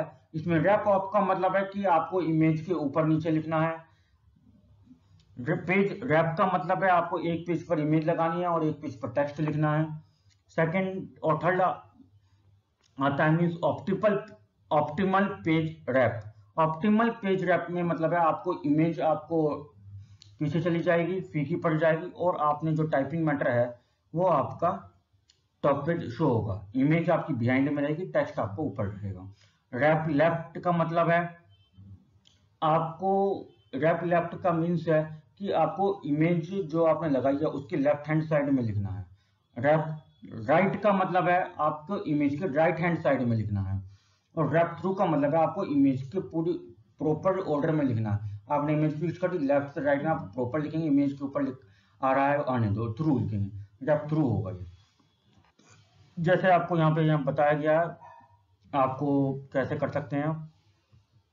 इन सभी पिक्चर्स की हेल्प से आप यहाँ पे ले सकते हैं। जैसे मैंने अभी आपको बताया है, आपको अलाइनमेंट लेफ्ट करना है, अलाइनमेंट राइट करना है, सेंटर करना है, या पेज राइट करना है, पेज रैप करना है, रैप लेफ्ट करना है, रैप राइट करना है, रैप थ्रू करना है।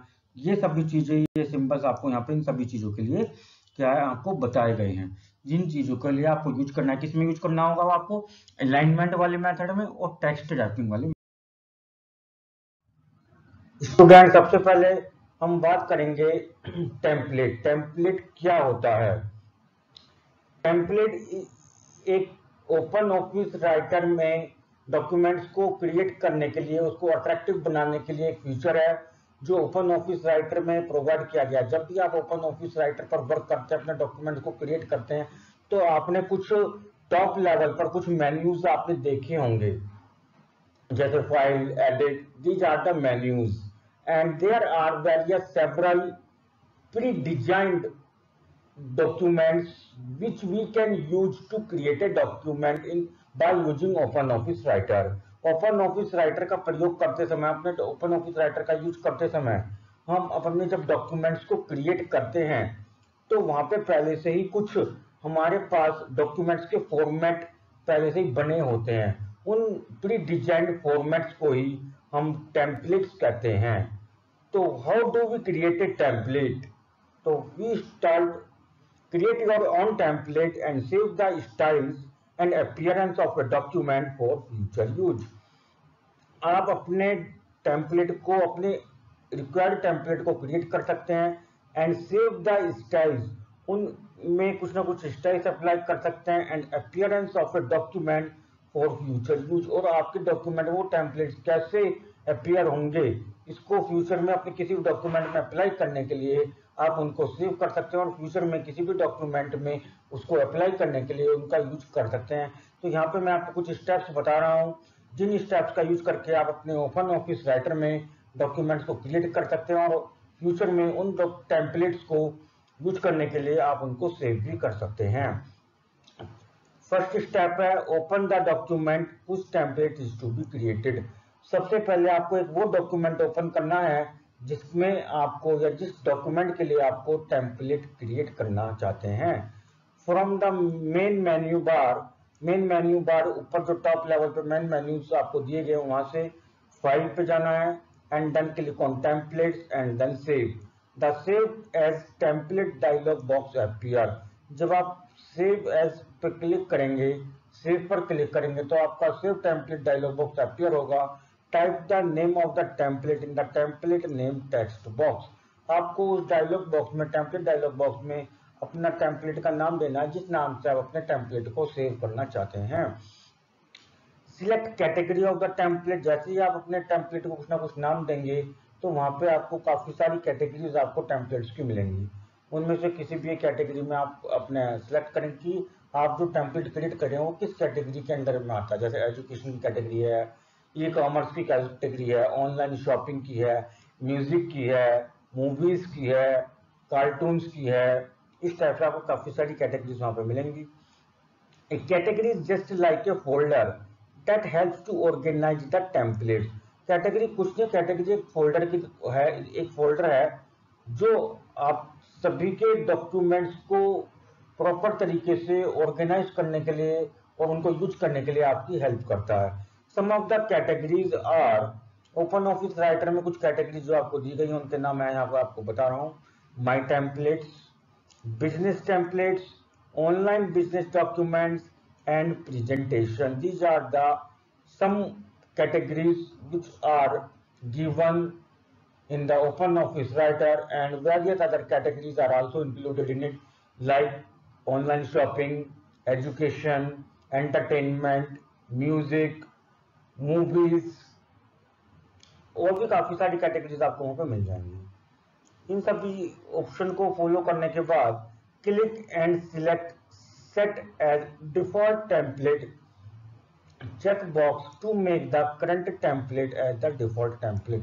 यदि आप उस टेम्पलेट को, जो टेम्पलेट अभी आपने क्रिएट किया, उस टेम्पलेट को अपने सभी डॉक्यूमेंट में आप ऑटोमेटिकली यूज करना चाहते हैं, डिफॉल्टली यूज करना चाहते हैं, तो नीचे आपको एक छोटा सा बॉक्स दिया गया होगा स्क्वायर शेप का जिसको हम चेक बॉक्स बोलते हैं। उस पर माउस की हेल्प से आप राइट टिक कर दें और जब आप उस पर कर देंगे तो वो आपका टेम्पलेट जो है डिफॉल्ट टेम्पलेट के रूप में आपका सेव हो जाएगा। और अब से जो भी आप अपने ओपन ऑफिस राइटर में जितने भी डॉक्यूमेंट्स बनाएंगे और उनमें आप जिस टेम्पलेट, अगर आपको टेम्पलेट का यूज करते हैं तो वो टेम्पलेट आपका default automatically open office writer के द्वारा यूज किया जाएगा। Click save button to save the template. अपने टेम्पलेट को सेव करने के लिए सेव बटन पर क्लिक करेंगे, जैसे मैंने आपको यहाँ पे बताया गया। तो इस टाइप से यहाँ पे काफी सारी आपकी कैटेगरीज होती है। आप यहाँ पे टेम्पलेट नेम में, यहाँ पे जैसे मैंने आपको यहाँ पे दिखाया पिक्चर में, टेम्पलेट नेम है T1। यहाँ पे आप अपने टेम्पलेट का नेम कुछ भी दे सकते हैं और यहाँ पे ये सारी नीचे कैटेगरीज आपको यहाँ पे दी गई हैं। These are the categories of the templates. चलिए आगे चलते हैं। अगला आपको बताया गया है online templates. Open office writer में आपको टेम्पलेट्स क्रिएट करना आ गया है। जो प्री डिफाइंड टेम्पलेट्स हैं उनका आपने यूज करना सीख लिया, पर आज के समय में कुछ टेम्पलेट्स ऐसे भी हैं जो ना तो हम क्रिएट कर पाते हैं और ना ही हमारे पास किसी भी एप्लीकेशन, सॉफ्टवेयर एप्लीकेशन में पहले से इनबिल्ट है या प्री डिफाइंड है या सेव्ड टेम्पलेट्स की कैटेगरीज में हमें प्रोवाइड करवाए गए हैं, जो कि हम इंटरनेट पर देखते हैं तो उनको हम ऑनलाइन टेम्पलेट्स बोलते हैं। और हम अपने डिजिटल डॉक्यूमेंटेशन में ओपन ऑफिस राइटर का यूज करते समय अगर कोई डॉक्यूमेंट बनाते हैं और ऑनलाइन टेम्पलेट जो हमने देखा था उसका यूज करना चाहते हैं तो आप कैसे करेंगे, उसके बारे में हम बातचीत करेंगे यहाँ पर आपसे। Open office Writer provides a wide range of online templates which can be downloaded from the internet। Open office writer आपको काफी सारे ऑनलाइन टेम्पलेट्स की फैसिलिटी भी प्रोवाइड करवाता है जो आप इंटरनेट से डाउनलोड कर सकते हैं। Once these templates are installed on your computer, आपको क्या करना है, इन टेम्पलेट्स को इंटरनेट से डाउनलोड करना है और अपने कंप्यूटर सिस्टम पर इंस्टॉल करना है। They will be appear in the templates window। जैसे ही आप अपने उन टेम्पलेट्स को डाउनलोड करके सिस्टम पर इंस्टॉल करेंगे, वो सभी टेम्पलेट्स आपके ओपन ऑफिस राइटर के डॉक्यूमेंट्स में, open office writer digital documentation के टेम्पलेट्स कि प्री डिफाइंड कैटेगरीज लिस्ट में ऐड हो जाएंगे and from this list you can use the templates. They will appear in the templates window. They will appear in the templates window. वे आपके क्या होंगे, template window में appear होंगे. To view and select online templates which are provided by OpenOffice Writer, follow the steps given below.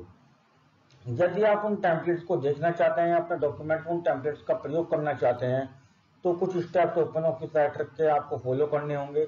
Jin steps को follow करते हुए आप अपने डॉक्यूमेंट्स को क्रिएट करते समय या अपने डॉक्यूमेंट्स में ऑनलाइन टेम्पलेट्स का यूज कर सकते हैं.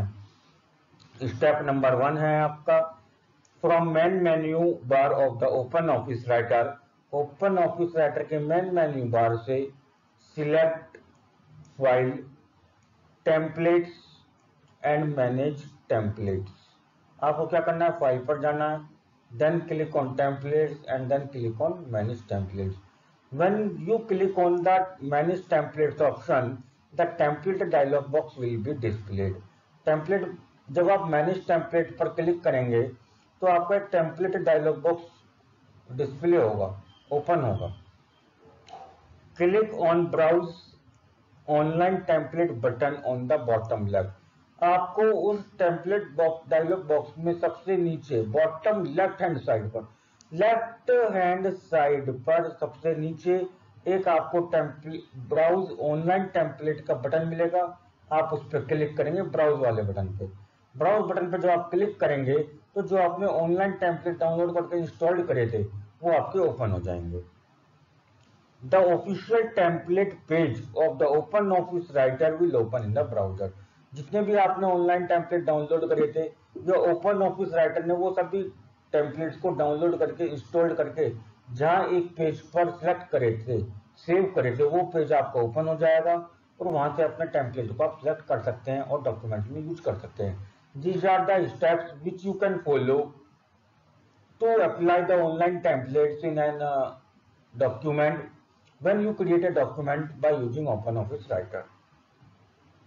ये आपको मैंने कुछ स्क्रीनशॉट्स आपको प्रोवाइड करवाए हैं जिससे की हेल्प से आप समझ सकते हैं कि यहाँ पे ऑनलाइन टेम्पलेट्स हम किस तरीके से देख सकते हैं, किस तरीके से वो आपको अपीयर होंगे ओपन ऑफिस राइटर में. ये उनके टेम्पलेट्स जो है आपको यहाँ पे नेम्स के अकॉर्डिंग डिफाइंड होंगे और यहाँ पे आपको उनकी एक लिस्ट दी जाएगी जो आपने ऑनलाइन टेम्पलेट डाउनलोड करे हैं और अपने सिस्टम में ओपन ऑफिस राइटर में इंस्टॉल करे हैं. आगे पढ़ेंगे हम एक्सपोर्ट ए टेम्पलेट. यदि आपको अपने टेम्पलेट को एक्सपोर्ट करना है, यानी कि आपने ओपन ऑफिस राइटर में टेम्पलेट क्रिएट किया और उस टेम्पलेट को आप कहीं और यूज करना चाहते हैं. एक्सपोर्ट का मतलब बाहर यूज करना चाहते हैं, ओपन ऑफिस राइटर में आपको यूज नहीं करना, कहीं और यूज करना है उस टेम्पलेट को. तो एक्सपोर्ट कैसा करेंगे, export A template allows to store the template file in the desired folder on your computer. Template को एक्सपोर्ट करने के लिए आपको टेम्पलेट फाइल को अपने ओपन ऑफिस राइटर से बाहर किसी एक सेपरेट फोल्डर में उस फाइल को सेव करना पड़ेगा, अपने कंप्यूटर पर सेपरेट फोल्डर में सेव करना पड़ेगा. It is different from moving a template from one category folder to another. और स्टूडेंट्स मैं आपको बता दूं कि आप ये ध्यान रखें कि टेम्पलेट को एक कैटेगरी से दूसरी कैटेगरी में मूव करवाने का कंसेप्ट अलग है और टेम्पलेट की फाइल को दूसरे फोल्डर में सेव करने का मीनिंग अलग है. किसी भी टेम्पलेट को अपने कंप्यूटर के किसी भी फोल्डर में सेपरेटली सेव करना एक अलग कंसेप्ट है और ओपन ऑफिस राइटर में ही किसी भी टेम्पलेट को किसी एक कैटेगरी से दूसरी कैटेगरी में ले जाना वो अलग कंसेप्ट है. It is the internal concept to move a template from one category to another category in an open office writer is an internal concept to change the category of that template according to the requirement. In open office writer you cannot use that template in any other application through a separate file, but you want to use a template as a separate file in any another application instead of OpenOffice Writer, then you need to save that template file in a separate folder other than the OpenOffice Writer in the computer system to any other location. So to use that, you need to follow the steps given below. Step number 1, in the template dialog box, select the template to be exported. आपको क्या करना है, template dialog box को open करना है। Template dialog box को open करने के लिए आपको फाइल पे जाना है, then template and then manage template and select the template which you want to export the template, open that template and select the template to be exported. और वहां से उस टेम्पलेट को सिलेक्ट करना है जिसको आप एक्सपोर्ट करना चाहते हैं। नंबर 2 स्टेप है, click on export button located in the bottom right of the template dialog box.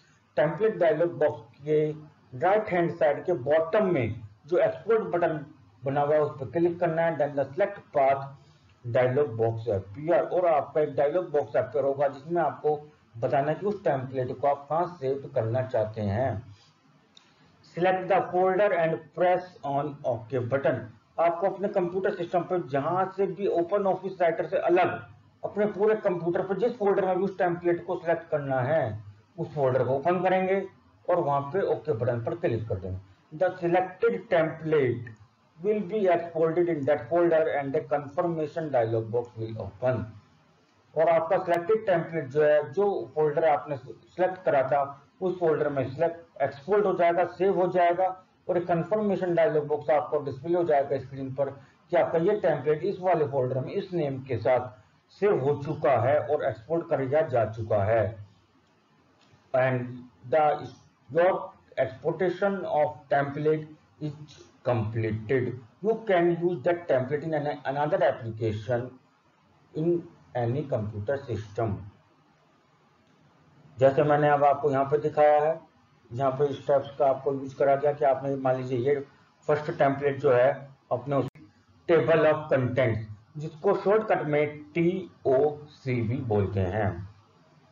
In this class, we will discuss about the table of contents. Table of contents (TOC) allows to insert an automated table of contents in a document. आप अपने digital document को create करते समय automatically किसी भी content की table को insert करना चाहते हैं तो TOC कंसेप्ट है जो आपको डॉक्यूमेंट में टेबल ऑफ कंटेंट्स को इंसर्ट करने के लिए फीचर प्रोवाइड करता है। The entry the contents of this table are automatically taken from the headings and subheadings of the document. आपको अपने डॉक्यूमेंट में किसी भी प्रकार की टेबल TOC इंसर्ट करनी है, उसमें जो एंट्रीज है, कंटेंट्स हैं, आपको उनका जो प्री डिफाइंड फॉर्मेट है आप उसको चेंज नहीं कर सकते हैं, पर उनके कंटेंट्स को चेंज कर सकते हैं, उनकी एंट्रीज को चेंज कर सकते हैं, उनकी हेडिंग्स को, उनकी हायरार्की ऑफ हेडिंग्स की स्टाइल को आप चेंज नहीं कर सकते हैं।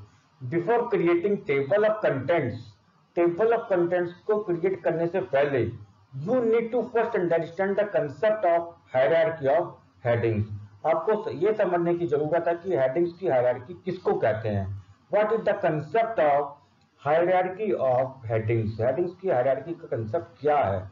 If you want to understand the concept of table of contents or want to insert the table of content in a digital document by using OpenOffice Writer, so first of all you need to understand the concept of hierarchy of headings. Students, यदि आप अपने OpenOffice Writer का use करते समय अपने document को create करने दौरान टेबल ऑफ कंटेंट्स को इंसर्ट करना चाहते हैं, TOC को इंसर्ट करना चाहते हैं, तो सबसे पहले आपको हायरार्की ऑफ हेडिंग्स का कंसेप्ट समझना होगा। अगर आपको हायरार्की ऑफ हेडिंग्स का कंसेप्ट समझ में आ गया तो TOC टेबल ऑफ कंटेंट्स का कंसेप्ट आपको पूरी तरीके से आसानी से समझ में आ जाएगा। चलिए स्टार्ट करते हैं hierarchy of headings. OpenOffice Writer supports up to 10 levels of headings from heading 1 to heading 10. OpenOffice Writer आपको TOC टेबल ऑफ कंटेंट्स को क्रिएट करने में आपको 10 हेडिंग्स की फैसिलिटी प्रोवाइड करता है, जो आपकी हेडिंग 1 से हेडिंग 10 तक आपकी आती हैं।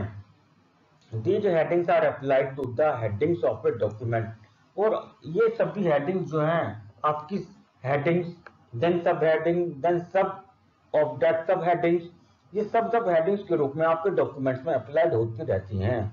And you need to follow the steps given below to apply the headings in your document by using open office writer.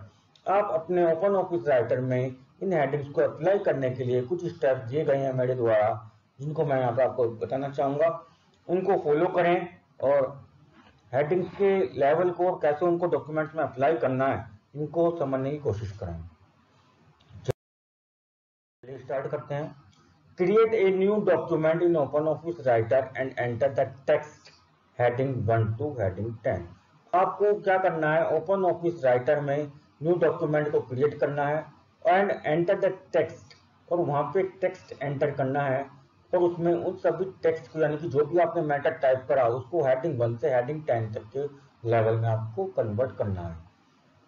Click on the style button, इसके लिए आपको क्या करना होगा, click on the styles button from the right side bar, right hand side पे आपको एक बार दिया गया होगा एक, वहां पे स्टाइल्स बटन पर आपको क्लिक करना है।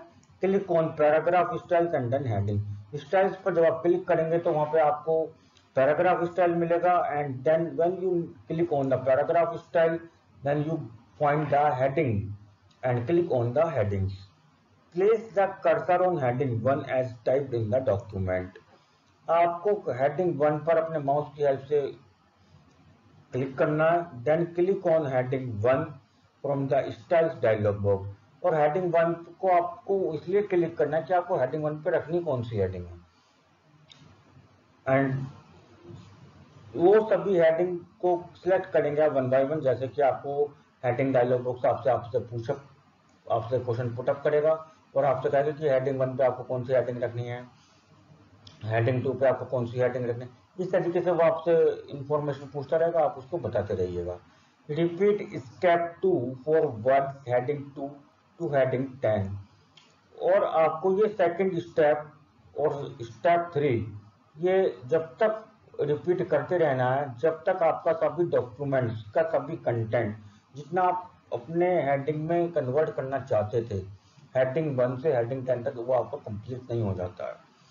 एंड फिफ्थ और last step is that heading 1 to heading 10 is applied to the words heading 1 to heading 10 of the document and these headings are change to the applied style. और अब आप देखेंगे कि हेडिंग 1 से heading 10 तक जो आपने अपने डॉक्यूमेंट्स में अप्लाइड किया है, अगर आप उनको ऑब्जर्व करते हैं तो वो सभी हेडिंग जो है आपकी वर्ड्स में कन्वर्ट हो गई हैं, और वो आप अपने उनका इफेक्ट जो है अपने डॉक्यूमेंट्स में देख सकते हैं। और उन हेडिंग्स की सब हेडिंग्स के रूप में एंड देन सब हेडिंग्स के रूप में जो हायरार्की आपकी बनती है, first heading, then second heading means 1, फिर 1.1, 1.1.1, 1.1.1.1, then these are the hierarchy of the headings which are displayed in the subheadings। तो देखते हैं अभी हम इनके बारे में भी देखते हैं कैसे आपकी क्रिएट होंगी। जैसे मैंने अभी आपको यहाँ पे बताया कि हेडिंग 1 जैसे आप यहाँ पे थोड़ा समझने की कोशिश कर सकते हैं। फिगर से हेडिंग 1 सबसे टॉप मेन हेडिंग हो गई, हेडिंग 2 उससे थोड़ी छोटी हो गई। फिर हेडिंग 3 जैसे मान लीजिए आप क्वेश्चन आंसर लिखते हैं, क्वेश्चन में क्या पूछा गया है, आपने मान लीजिए पैराग्राफ जो भी आप लिख रहे हैं, मान लीजिए आप चाइल्ड लेबर पे कोई अपना पैराग्राफ लिखना चाह रहे हैं तो चाइल्ड लेबर आपकी फर्स्ट हेडिंग हो गई।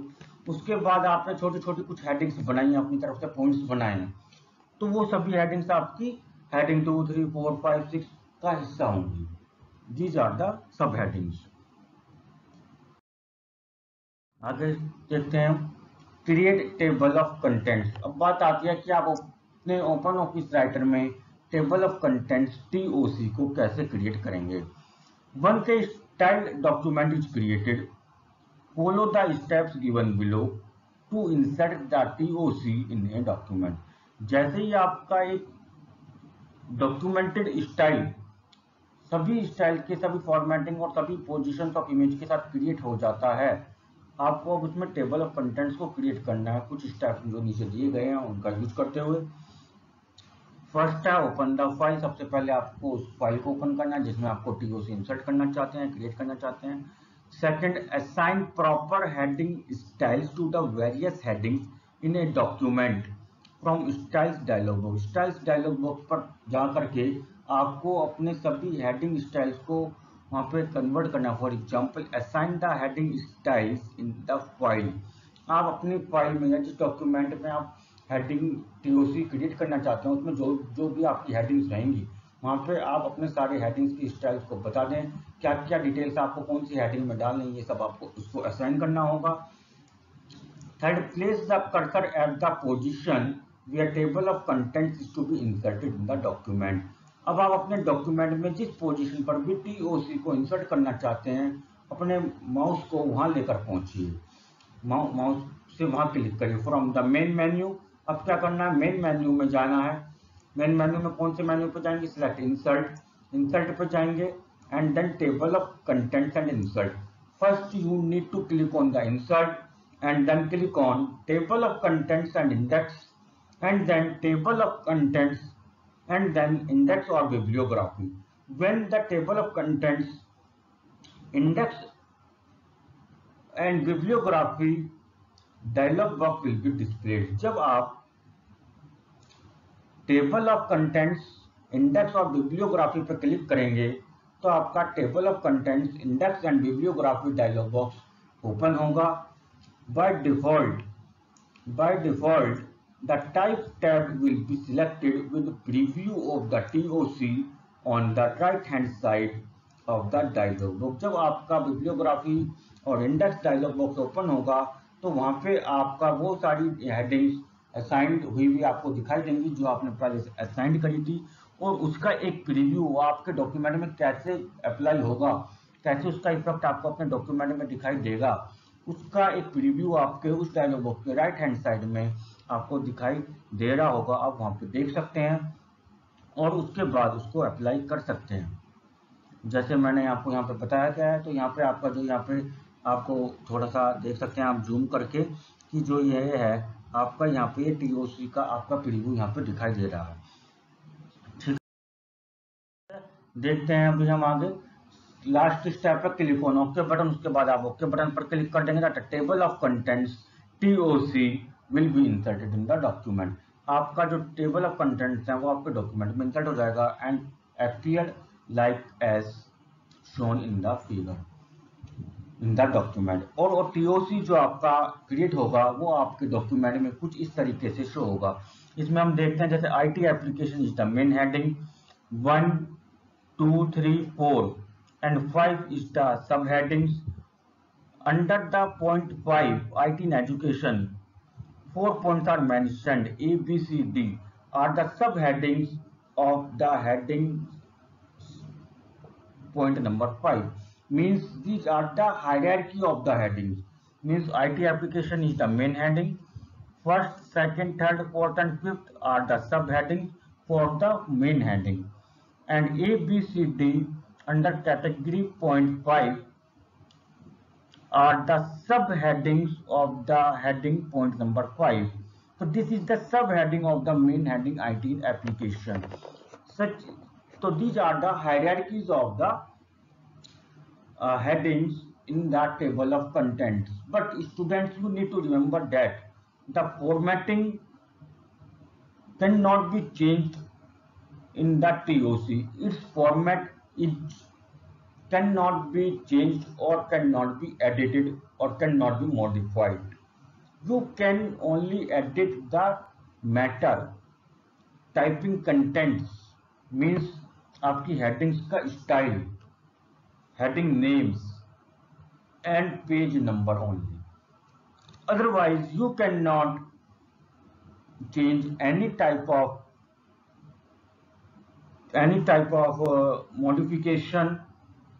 If you want to apply, then you are not allowed to do this. This is the concept or procedure to insert a TOC, table of contents, in a document by using OpenOffice Writer.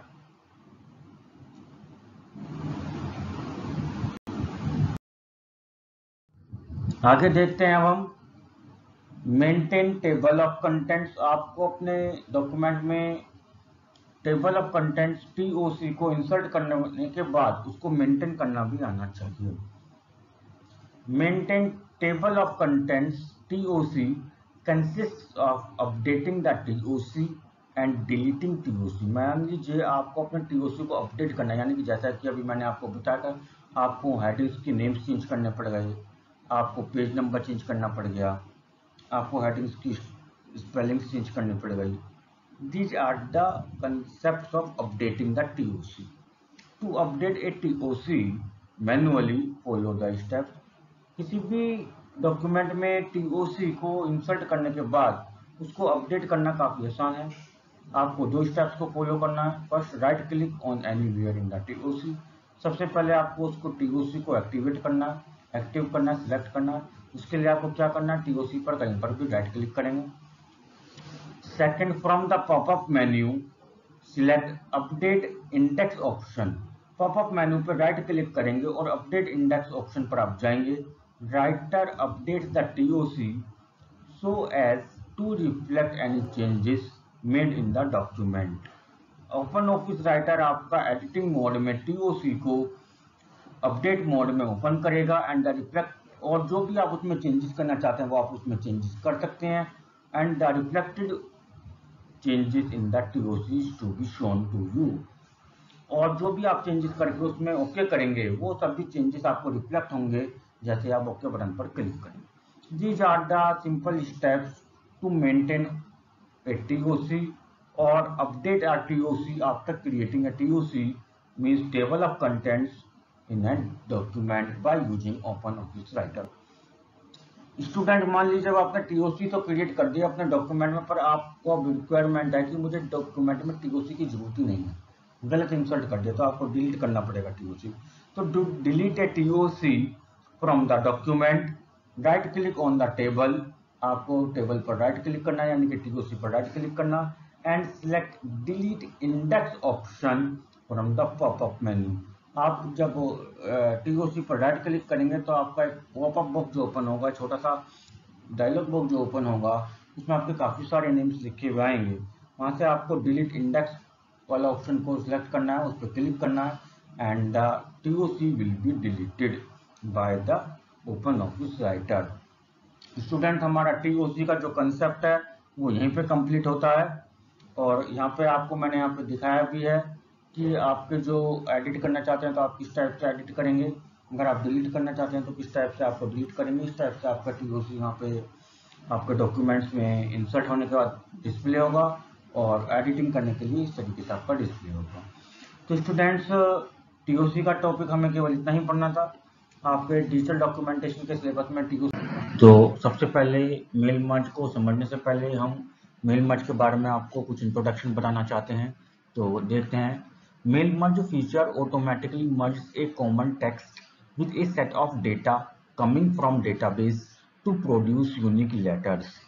एक समय था जब हम किसी भी व्यक्ति को अगर कुछ ईमेल या अर्जेंट लेटर लिखना होता था तो हम ओपन ऑफिस राइटर या इस टाइप की जितनी भी एप्लीकेशन, MS माइक्रोसॉफ्ट वर्ड या लाइबर ओपन ऑफिस, इस टाइप के एप्लीकेशन का यूज करके हम डॉक्यूमेंट क्रिएट करते थे। और उसी एप्लीकेशन में, उसी ओपन ऑफिस राइटर सॉफ्टवेयर में या MS वर्ड एप्लीकेशन सॉफ्टवेयर में एक इनबिल्ट फीचर होता था मेल मर्ज। उसका यूज करके हम उस डॉक्यूमेंट को मल्टीपल लोगों को एक साथ भेज सकते थे। जैसा कि आज के समय में हम इस फैसिलिटी का यूज ईमेल ID, जीमेल के रूप में कर रहे हैं। तो ये चीज़ यहाँ पे आपको बताई गई है कि mail merge feature automatically merge a common text with a set of data coming from database to produce unique letter.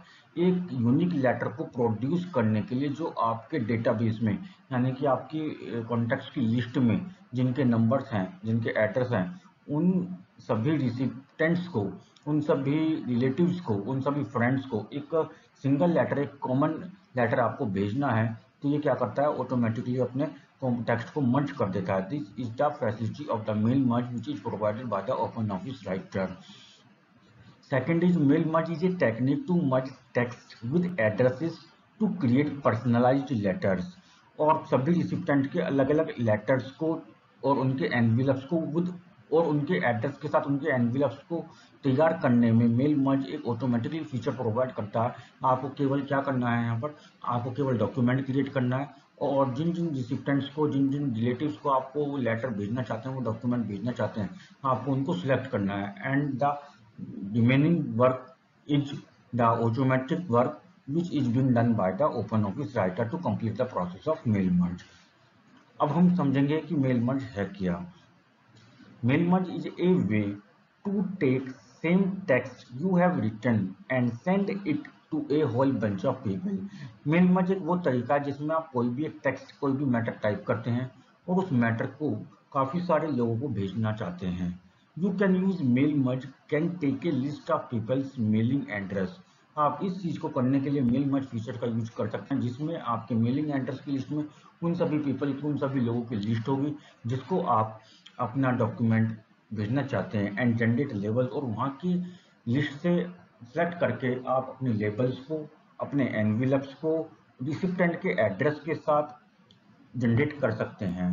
In other words, यदि हम साधारण शब्दों में कहें तो हम मेल मर्ज क्या है। Mail merge is a way to be personal for any person or organization that has a lot of clients, partners and children or other people।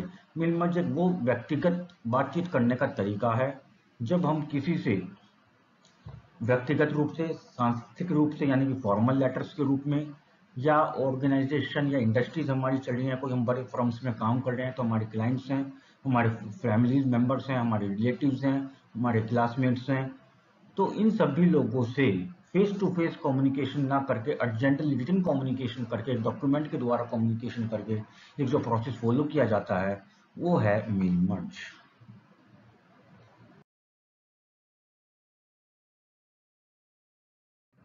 अब हम पढ़ेंगे components of mail merge. Mail merge के क्या components होते हैं। Mail merge के कुछ components होते हैं।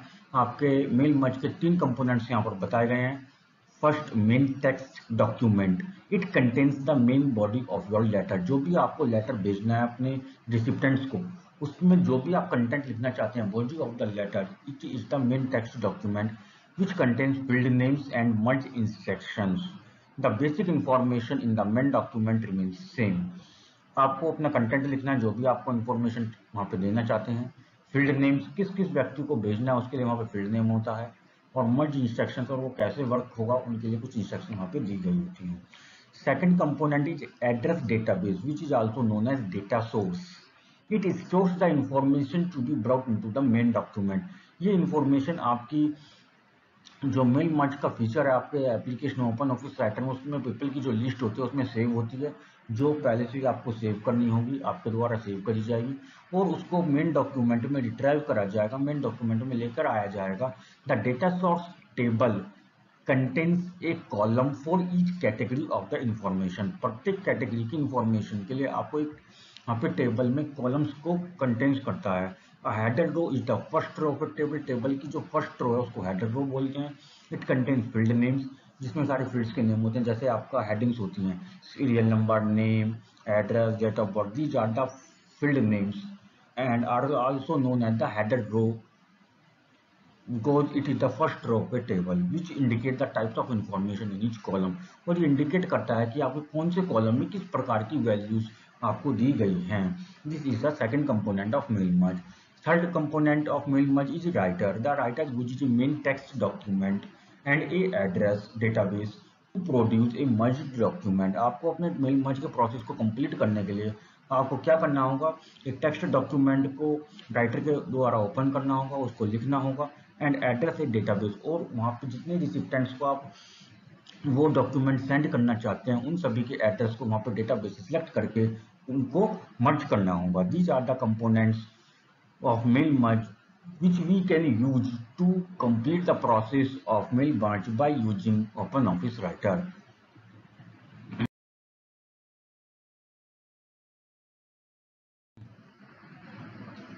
अगला आता है आपका क्रिएट डेटा सोर्स। जैसे मैंने अभी आपको सेकंड कंपोनेंट आपको बताया था, एड्रेस द डेटा सोर्स या डेटा सोर्स इसको हमने बोला था, तो उसको हम क्रिएट करना सीखेंगे। डेटा सोर्स हम कैसे क्रिएट करते हैं, इसके लिए कुछ स्टेप्स आपको यहाँ पे दिए गए हैं। To create a data source as per your needs. अपनी आवश्यकता के अनुसार अपने ओपन ऑफिस राइटर में डॉक्यूमेंट क्रिएट करने के बाद आप मेल मर्ज के प्रोसेस को कंप्लीट करने के लिए सबसे पहले आपको डेटा सोर्स क्रिएट करने की आवश्यकता है। डेटा सोर्स को क्रिएट करने के लिए आपको कुछ नीचे स्टेप्स दिए गए हैं जिनका फॉलो करना है। Number 1, click file and then click on new and then database command. सबसे पहले आपको फाइल पे क्लिक करना है, उसके बाद न्यू पे and then database command. Second step, database wizard will start up. जब आप डेटाबेस कमांड पर क्लिक करेंगे तो आपका डेटाबेस विजार्ड एक बॉक्स ओपन होगा। Select create a new database and click next. उसमें न्यू डेटाबेस पर क्लिक करना है and then click on next button. Third step is click finish. In the next step आपसे वहाँ पर कुछ इन्फॉर्मेशन मांगी जाएगी, वहाँ पे आप देनी है। उसके बाद नेक्स्ट स्टेप में आपको फिनिश पर क्लिक करना है and you will be asked to save the database. जब आप फिनिश बटन पर क्लिक करेंगे तो आपसे डेटाबेस को सेव करने के लिए कहा जाएगा। Specify name of database and click save. आप वहाँ पर डेटाबेस का नेम देंगे, जिस नेम से भी आप अपने डेटाबेस को सेव करना चाहते हैं, और सेव कर देंगे।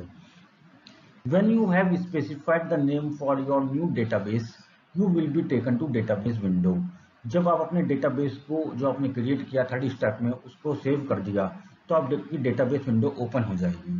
Fifth and database window under tables tab click at the table option. Database window में आपको काफ़ी सारे टैब्स मिलेंगे, आपको टेबल्स टैब पर जाना है। टेबल्स टैब पर जाकर के टेबल ऑप्शन पर क्लिक करना है and now you will select A category of table. आपको टेबल की कैटेगरी को सिलेक्ट करना है कि आपको किस टाइप की टेबल को क्रिएट करना है।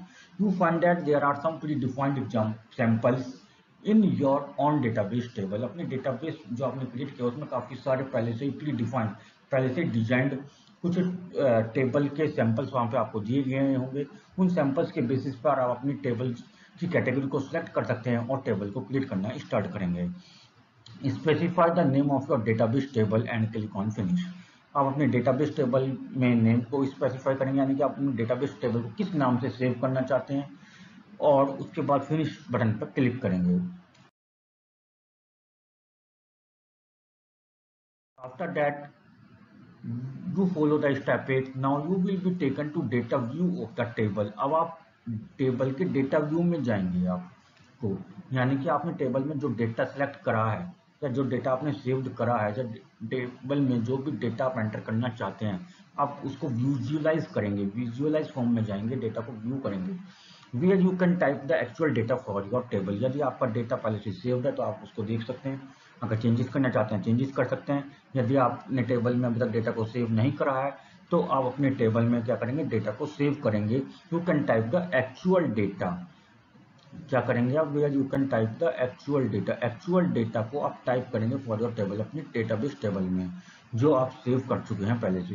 Then go to the step 9। Once you are through, जैसे ही आप डेटाबेस टेबल में डेटा को कंप्लीट कर लेते हैं, save the table by pressing Ctrl+S। और Ctrl+S शॉर्टकट कमांड का यूज करना है कीबोर्ड से और अपने डेटाबेस टेबल के डेटा को सेव कर देना है and click close button and then you need to close the database table, close the database window. After that you need to close the database window. आप database window को close कर देंगे and the last step you need to follow is the data source for mail merge is ready. Now your data source is ready and saved in OpenOffice Writer to start the process of mail merge। Students, अब आपने यहाँ पे data source create कर लिया, यानी कि जिन रिसिप्टेंट्स को आप अपना डॉक्यूमेंट सेंड करना चाहते हैं by using the process of mail merge, वो डेटा सोर्स और उनकी डिटेल्स जो है रिसिप्टेंट्स की वो एक डेटाबेस टेबल की फॉर्म में अटैच्ड होकर के हमारे ओपन ऑफिस राइटर में सेव हो गई हैं। अब आप मेल मर्ज प्रोसेस को स्टार्ट कर सकते हैं। चलिए अब हम मेल मर्ज प्रोसेस को स्टार्ट करेंगे।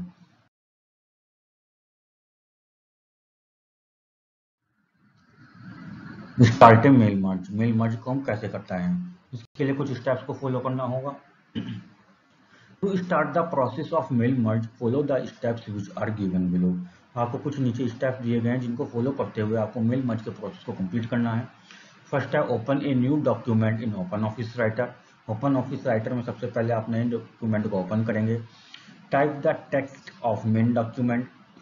जो आपका मेन डॉक्यूमेंट, यानी कि जो भी डॉक्यूमेंट, जो भी इंफॉर्मेशन आप अपने रिसिप्टेंट्स को देना चाहते हैं उसको डॉक्यूमेंट को तैयार करेंगे, टाइप करेंगे। Third is now you need to insert fields in the document which is created by you in step 2 from your data source. आपने जो स्टेप 2 में जो डॉक्यूमेंट क्रिएट किया उसी डॉक्यूमेंट में आपको फील्ड इंसर्ट करनी है। वो फील्ड कहाँ से इंसर्ट होंगी, वो आपके डेटा सोर्स से इंसर्ट होंगी जो आप पहले क्रिएट कर चुके हैं। For to insert fields from data source, click on command. Data source से अपने डॉक्यूमेंट में फील्ड को इंसर्ट करने के लिए आपको कुछ कमांड्स यहाँ पे कुछ स्टेप्स बताए गए हैं, उनको फॉलो करना है। सबसे पहले आप इंसर्ट पर जाएंगे and then click on fields and then other. It will open field dialog box. ये आपका फील्ड डायलॉग बॉक्स ओपन करेगा। Select type as mail merge field, वहाँ पे आपको कैटेगरी सिलेक्ट करनी है mail merge field and expand the data source, और expand data source पर क्लिक करना है। After that once all the fields in your data source are visible, जो भी रिसिपिएंट का जो भी डेटा सोर्स आप यूज करना चाहते हैं, जो भी आप वर्क करना चाहते हैं, अगर वो आपके डेटा सोर्स में अगर विजिबल हो जाता है, जो भी फील्ड्स आप यूज करना चाहते हैं वो आपके ओपन ऑफिस राइटर के डॉक्यूमेंट्स में क्रिएट हो जाता है, then you can drag them to desired place in the main text document. आप उनको ड्रैग कर सकते हैं, फिल आउट कर सकते हैं अपने मेन डॉक्यूमेंट में, जिस पोजीशन पर भी आप उसको लाना चाहते हैं। Then close field dialog box. After that you need to close the field dialog box. आपको एक फील्ड डायलॉग बॉक्स क्या करना होगा, जो ओपन करा था आपने उसको क्लोज करना होगा।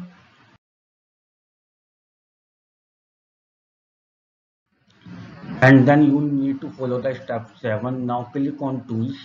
Now click on tools and then mail merge wizard. अब आपको कहाँ जाना है, टूल्स मेन्यू पर जाना है। उसमें टूल्स मेन्यू पर जाकर के मेल मर्ज विजार्ड पर आप क्लिक करेंगे and then mail merge wizard dialog box open. सब mail merge wizard dialog box open होगा। In this dialog box click next and choose and select desired document type such as letter.